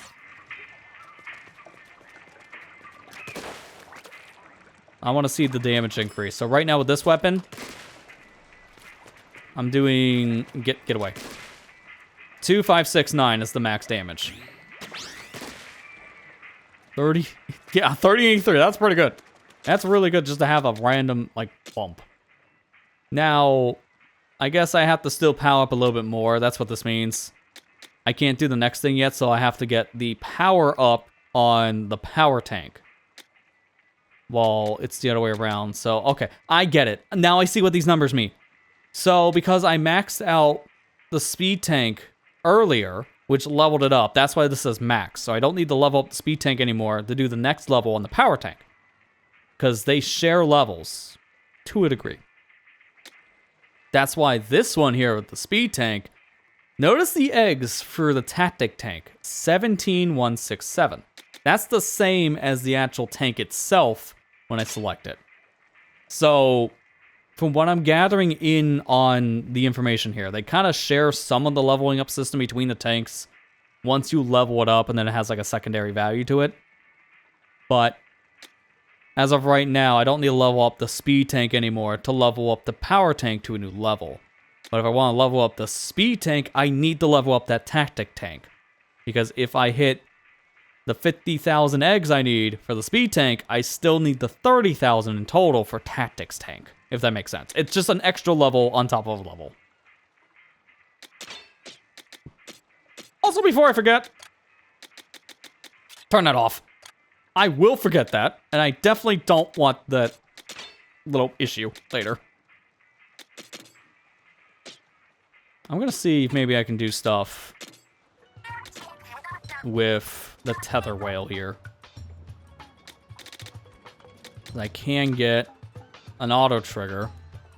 I mean, I'll buy it because I just want to have these specific perks even if I don't use them. Sprinkler, sure. That could be helpful just for movement. I can't get this because I don't have the fly fish bin stuff. Cooldown reduced. See, I don't have that many chips yet for this weapon. So I might as well just get what I have here that I can actually build. Because then I can combine that with what I already have. Again, I'm not going to use the auto trigger. I don't think the auto trigger is really that useful for almost anything, really. But yeah, everything else is set as good as it can possibly be. Alright. Also, I just noticed that... Hang on. New arrivals. Oh, I can't hit the button anymore, so it only showed up earlier. Yeah, we're going to take off the line crap. I'm good. That looked better than it actually is.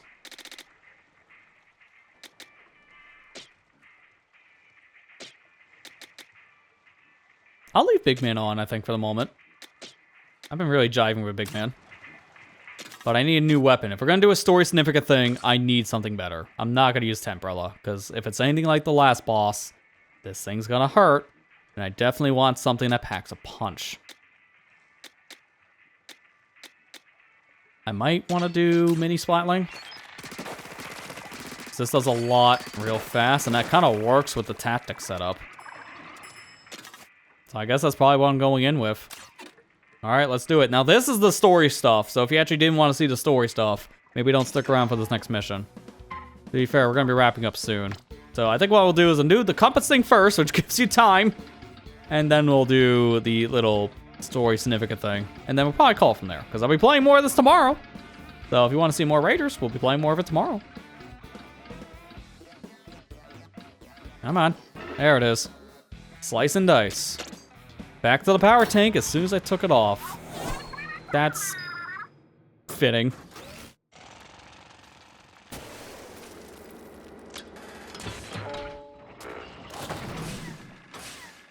Oh, this has 3 dashes to it. Okay. That's kind of annoying. I don't know if I'd want 3 dashes on this hatchet. Like, it's good for movement, but then I can't use the hatchet immediately.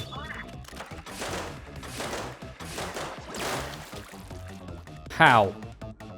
How did that one not get hit? Fine, we'll do it again. Don't know how that didn't work the first time, but okay. I was off by, like, pixels.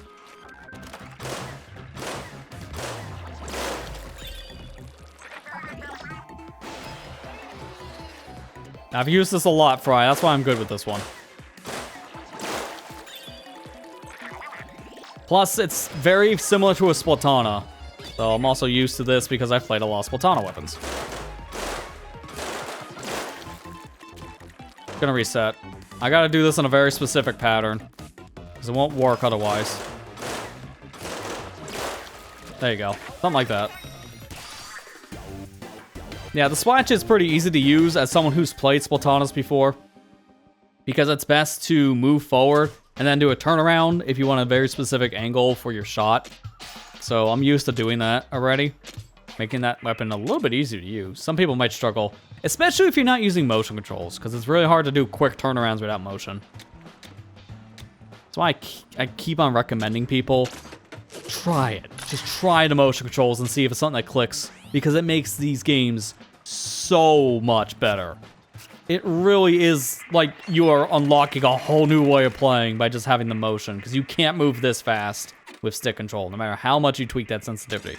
I know it's not for everyone, especially for motion sickness reasons, so I get why people don't use it, but it's like you gotta at least try it. If you haven't tried it and you're knocking it, then you have no right to complain. I'm sorry. You have to try something before you complain about it. Some people just like to complain. Alright, let's go ahead and do this big story thing. Let's fight another major boss.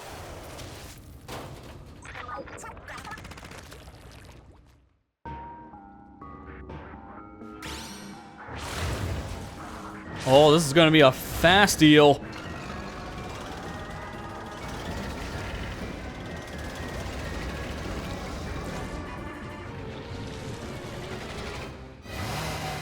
The Pain Course!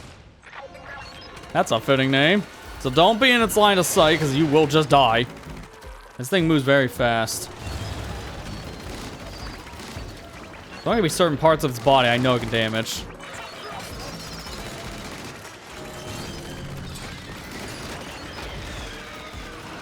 Don't know how useful the tactics kit's gonna be in hindsight right now.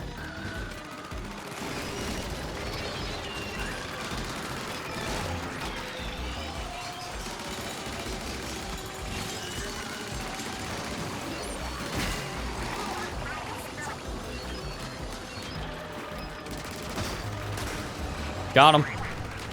That's what you want to do, at least, with that little contraption he lets out. Or she. We don't know the gender of this specific pain course. They didn't tell us.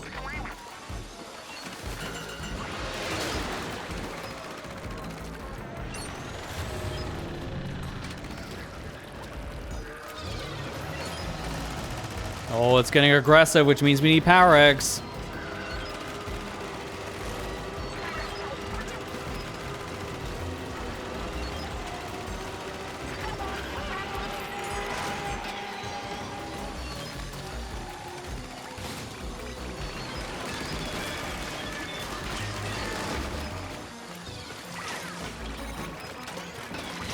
I'm gonna need a faster recharge on that little string of mine.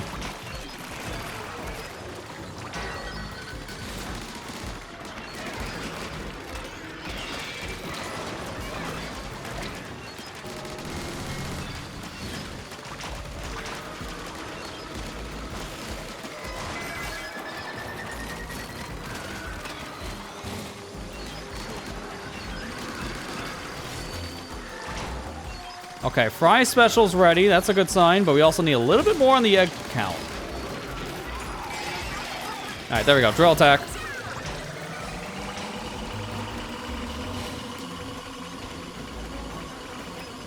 What are we doing? Oh, there. I was like, why aren't you shooting?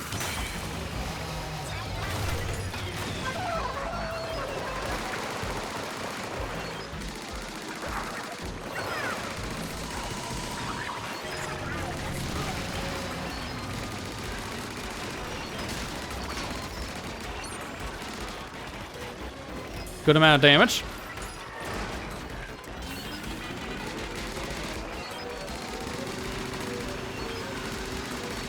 Don't want to be stuck in that, because that looks like a very dangerous stingray.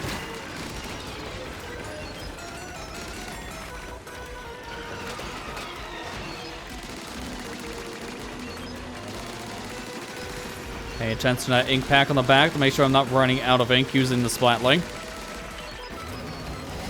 Alright, it's on fire. I can't do anything else yet.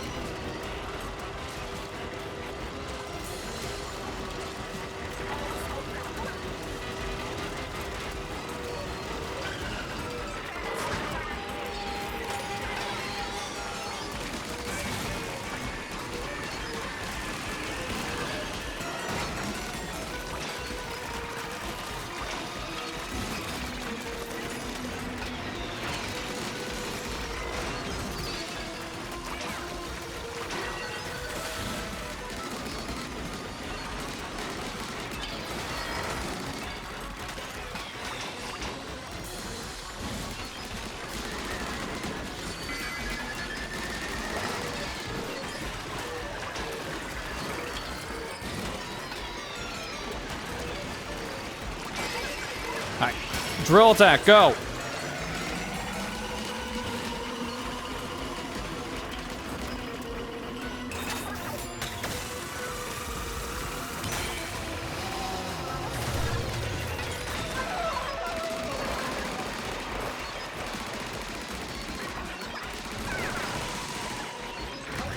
That's so much damage. Just a little bit more.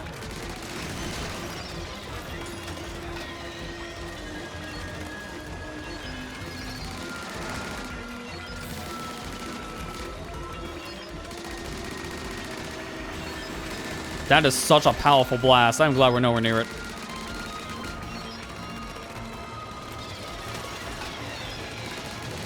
And GG's. That big old eel was nothing to my Splatling.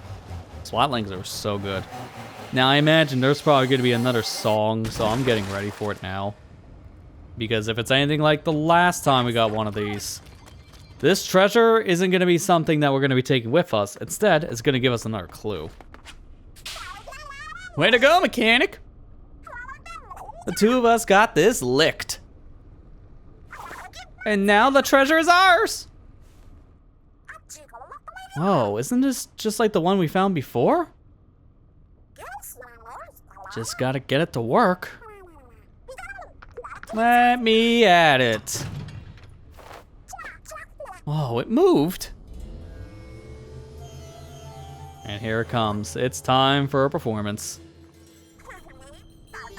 Does it want me to sing along?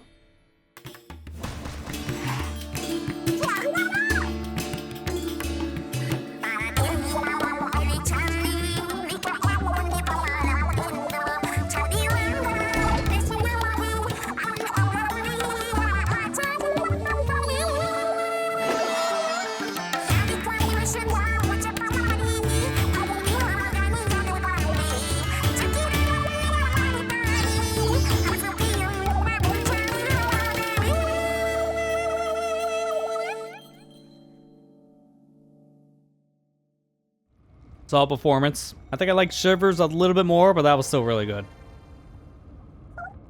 There it is. Score 1 for us.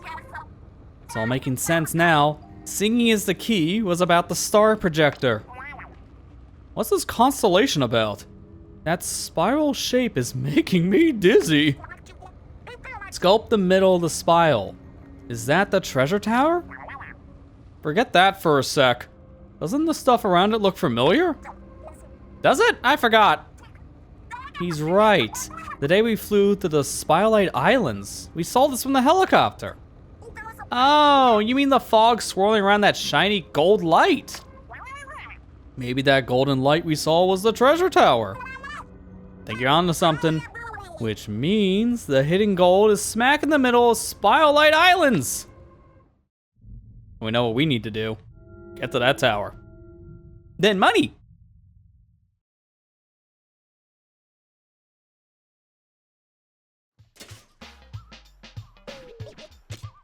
So close on our level. I think like one more level, like actual gameplay level, and then we'll get a level for the character. Then we got this thing, which goes together with the letter opener. Sure. The heck is this thing? Oh, hang on, title. Seasoned Explorer, let's go. Triumphant Bangle. It appears to be a special bangle awarded to a great champion. Wearing it presumably fills one with valor. If you flip it upside down, it looks like the Burger King crown. Kinda is like a Burger King crown, to be fair. I know it's supposed to be gold, but it kinda looks almost like cardboard.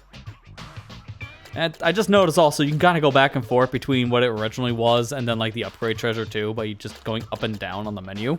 That's a good touch, so you can always go back and read the other treasure.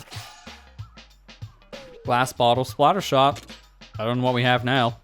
And now the showstopper power. This makes the gauge fill 9% faster, and the cooldown shortens by 3 seconds. So that's better than what we're currently using. It's the same idea, but better. We're back! Great work, you two. Not that I was ever worried. Really? Could have fooled me. Whatever. But, man, mechanic, I knew you were capable, but you blew me out way out there. I mean, literally, how many times did fly up in the sky? I lost count. That weird salmonite didn't slow you down at all. I could learn a thing or two from you. You've hit your stride as a raider. Thanks to you, we know where to find the gold. So the hidden gold is right in the middle of the islands. Keep clearing the fog at this rate. We'll make it to the center in no time. Yeah, I'm ready to move on to the next one. After a quick snack break, of course. Well, don't rest on your laurels. I notice the salmonite's getting stronger. There's something strange going on with these islands. It gives me the creeps.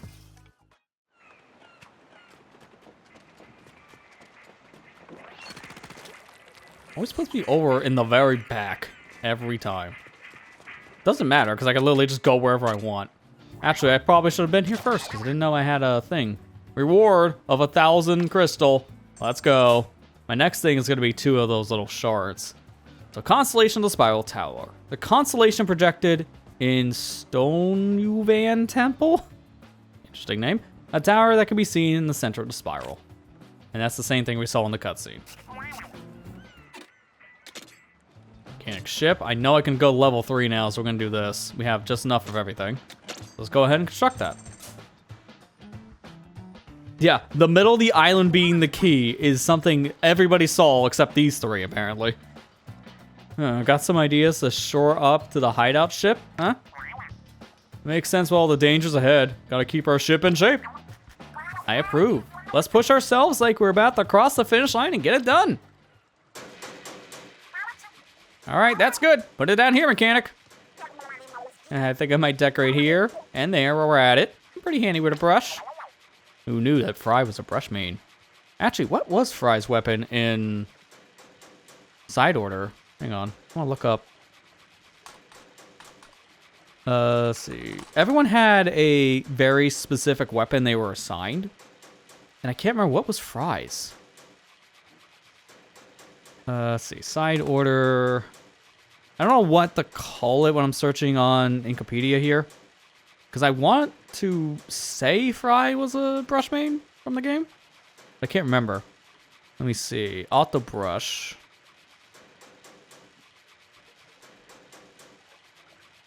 Trying to see whose specific thing this was. I'm not seeing it right away. No, that's Sheldon's palette. Okay, so it wasn't Fry. Who was Fry's weapon? Because she says she's liking a brush. She's not the brush main. Fry's palette was the Splatana. Close enough. Also, Big Man's gonna fall. Someone catch him. He's been falling this whole time as I've been doing my research. There's the little deep cut logo, and then the rest of the place. This is so much wider.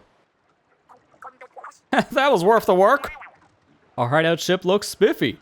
Comes a long way since we first crashed here. Now we can do more gadget parts, test range is bigger.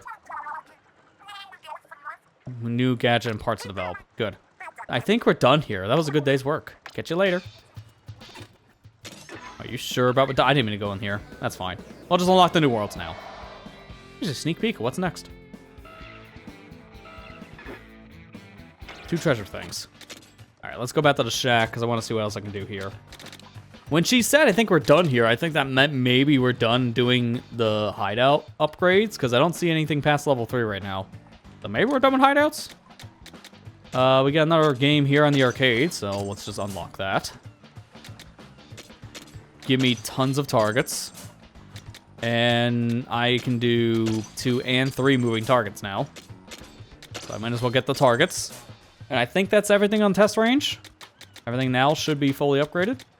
It says there's another new thing here, but where? There's not. I don't think it caught up to me yet. In terms of the gadget, we got the torque screw. Nice name for it, but that's definitely not a torque. Like a real torque screw. We got the fly wire. Oh, that's just Zipcast. Ooh, I'm definitely going to want that for the speed gear because that looks fun. I love Zipcast. And we got the shell lacquer, which is a giant blast. I guess it's kind of the equivalent of like an Inkzuka, but much slower. Yeah, if anything, I think the fly wire is the one I want the most, but I don't have the shards. And I can get more things with these weapons. I'm just not gonna bother right now. I'm good. I'm good. Holy, look at the targets. There's so many in the middle. It's just a lineup of targets. You wanna go bowling? Here's where you can do it. Jeez. And listen to that music. They installed... Wait, where did they get the speakers from? Man, the mechanic really is resource conscious. Like, just pull speakers out of nowhere. Do I have a base unit? Do I have the whole 5.1 surround on this base? Impressive at what this mechanic can build.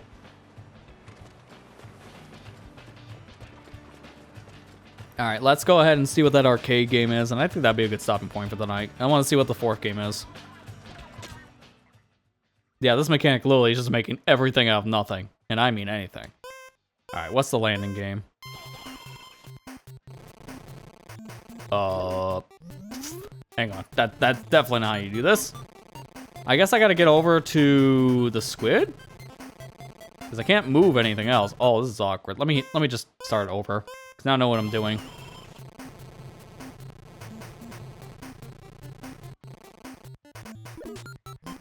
That counts as a failure? Are you serious? Let me just reset again. I heard that. That was a stay fresh clip. No. It's so hard to control this thing.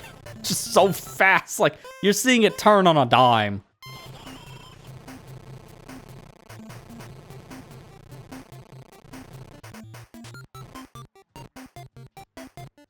Just little micro adjustments. That's all you need to do. Just micro adjustments. All right, now get in. And stage 1 done. There's 10 stages in total in this one. Coin and land. What does coin mean? I don't see any collectible in this. So when you say coin, I don't know where that would be.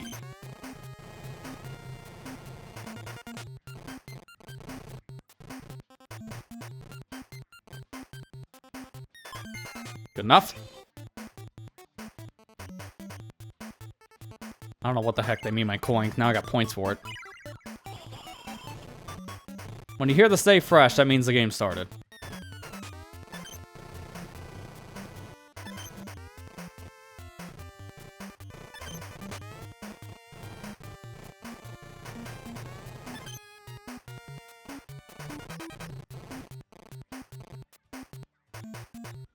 There we go. This is very touchy. Wait, what do you mean 0 on landing? That was a perfect landing.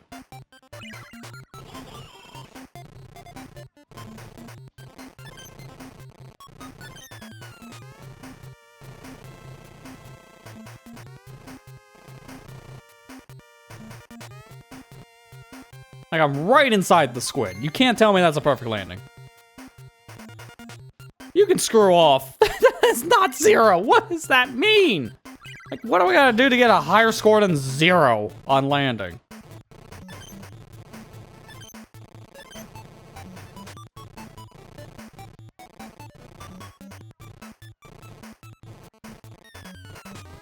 Like, maybe I don't bounce as much? Like, that seemed better? Oh, screw off. Like, what am I doing wrong on landing?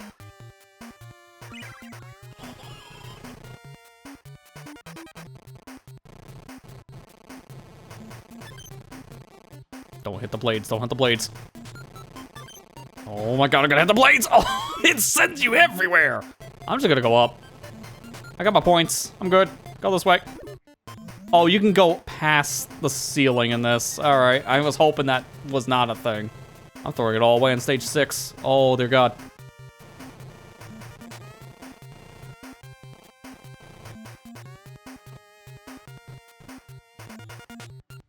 Really?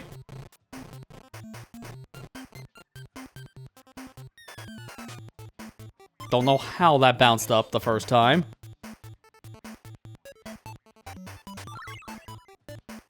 I don't think I'm winning at this rate, right? Oh no, let me reset my time. Alright, every stage is 60 seconds, that's fine. Just wait for it to stop spinning me around, and then I can fly. These blades are so bad. Oh my god, dude. Like, this thing controls terribly. And when you put me next to a spinning fan blade, I'm just screwed. No. Yep, knew that was gonna happen. That's fine. I counted for that. I just gotta get out of here.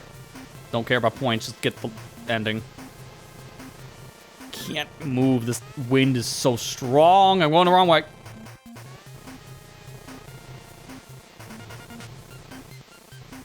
This is so awful, man. The other levels were a cakewalk compared to stage 7 because the fan blades and the current is legit terrible to deal with. That's a C? I worked that hard for a C? Screw off. That game is rough, man. Like, that's the hardest of the 4. I'm gonna have to really practice that one if I want anything better than the C rank. Holy crap. I forgot this game had actual graphics for a second because I was stuck in that for so long.